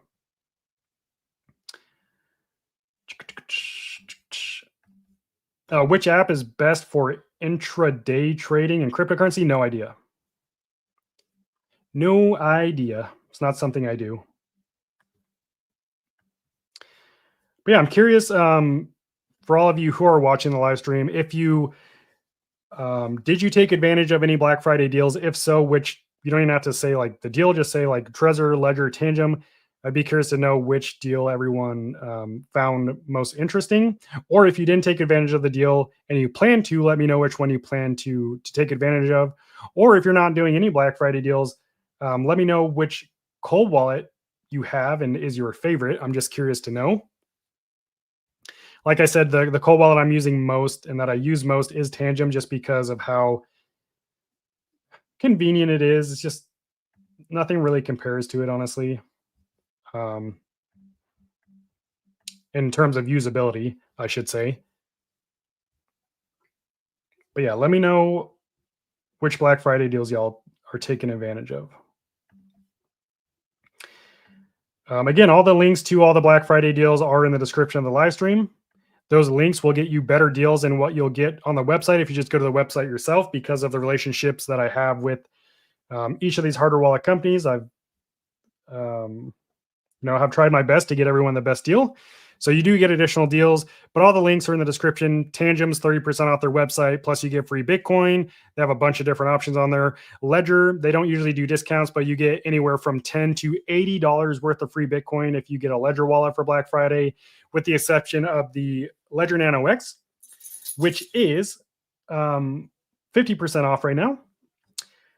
So yeah, free Bitcoin with Ledger wallets for Black Friday. Trezor, the new Safe 7, not a huge deal on it, but you do get a free wireless charger, which that won't always be available. So definitely a good deal. The Trezor wallet, you get the Trezor wallet's 40% off the Safe 3 and Safe 5. Extremely tempting deal there. Arrow wallet, which is a brand new airgap wallet, you get 30% off plus the free 3-pin protected recovery cards if you want a good airgap wallet. $163 right now. Blockstream Jade for the Bitcoin Maxis, 21% off the Jade and the Jade Plus, making it $62 for the Jade or $133 for the Jade Plus. Jade Plus just has a bigger screen. Pretty cool. Ryder One, similar to Tangum, but with the screen, 30% off right now. NFC wallet, completely waterproof. Also, recently found out from Ryder that they are working hard to add support for XRP. So for all you XRP lovers, Ryder should be hopefully supporting XRP soon. Then we have the Keystone 3 Pro, probably the most popular airgap wallet on the market. 20% off the entire website, makes the wallet only $119. And then the metal seed phrase plates. If you've got your crypto stored on a piece of paper right now, that's not a good solution. You need a metal seed phrase plate. And I've linked to all the metal seed phrase plate sales on Amazon. I filtered out the Black Friday deals. Link to that's in the description as well. Again, all the links for the hardware wallets, I only link to the wallet, the manufacturer's website. I never link to external third-party websites when buying hardware wallets. I've never bought a hardware wallet from a third-party website. Third-party meaning like Amazon, eBay, Facebook Marketplace, whatever it may be. Don't buy your hardware wallet there. Not only is it more secure, safer to buy your hardware wallet directly from the manufacturer, but you also get the best deals. You're not going to get free Bitcoin on Amazon. So I'll just say that. I've been following you for a year. Thank you for everything you do to help the community. Awesome. Thank you for your support, for being an OG. I appreciate you. Jason owns 5 sets of Tangum. Nice. You're catching up to me. I own, well, I've got my 9th set on the way now with the Tangum holiday box, which is crazy. And 1 Ledger Flex. Nice. Yeah, I've got 3 Ledger Flexes as well. So I've got 2 of just the, see, I can stack them now. Look at me. But I've got 2 of the normal ones, and then I've got the Solana edition. So that's not a scuff. That's some, I don't know what the heck that was. Some black. I was able to wipe it off. Super cool though. Is Ballot safe? I don't know. I've never used it. I don't know a lot about that wallet. That is a hardware wallet, right? Yeah, it is. Oh yeah, that wallet. No, I would never recommend that wallet. Absolutely not. So that one actually comes with your passphrase already set up, and you basically just scratch it. Absolutely not. I would never ever recommend using that wallet. So,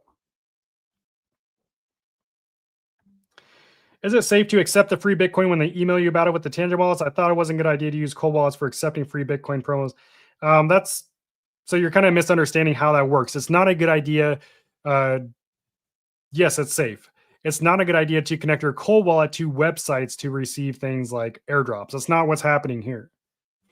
So simply providing someone with your address or something is not, a bad thing.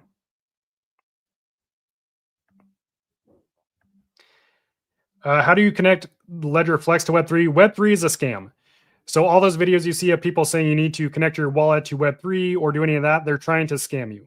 Web3 does not exist. You see a lot of companies use the term, but Web3 was actually a term that was created and made popular by venture capitalists to make it sound like they know what they're talking about and make them sound relevant in the crypto space around 2021. Web3 doesn't exist. Web3 in reality is blockchain technology, which is where your crypto lives.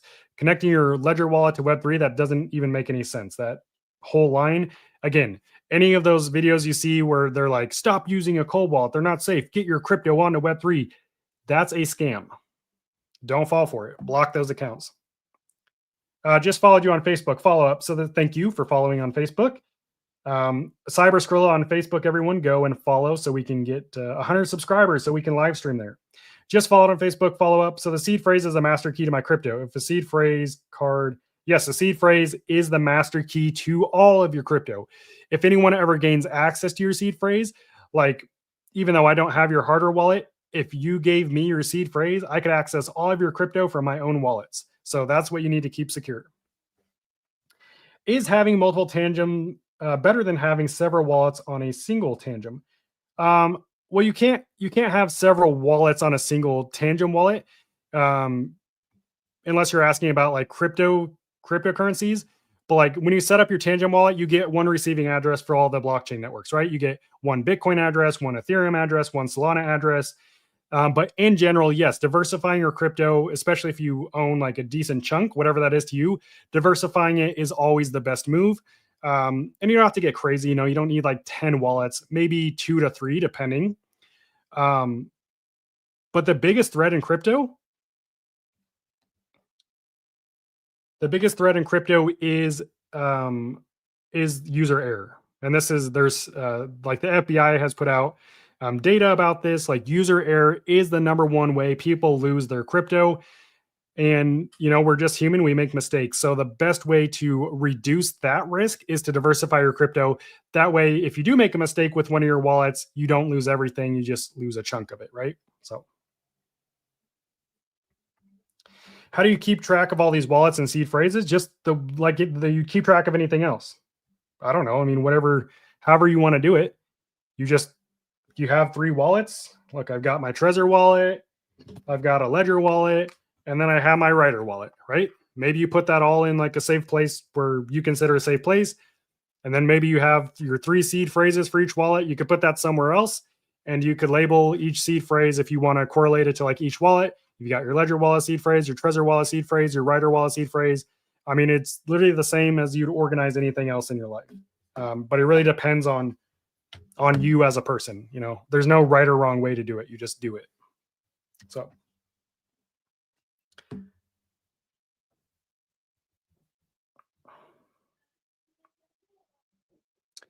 Okay. But yeah, links to all the Black Friday deals. Again, the Black Friday deals that are going on, these are the deals for the year. They go into the first week of December. They're not going to get any better. You could actually miss out on some things if you end up waiting too long. Can I add link more Tangum cards wallet? So there's no limit to how many Tangum cards you can set up in your Tangum app, but per wallet is a maximum of 3 cards. So you can't have one wallet with 10 different cards.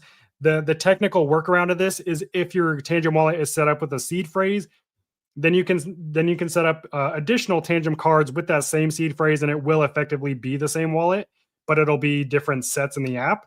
But yeah, there's no limit to how many Tangum wallets you can set up and manage in the Tangum app. So if you had 60 different, let's say you had 120 Tangum cards, 2 cards per wallet, so 60 different wallets, you could literally set that up and manage them all in the Tangum app if you wanted to.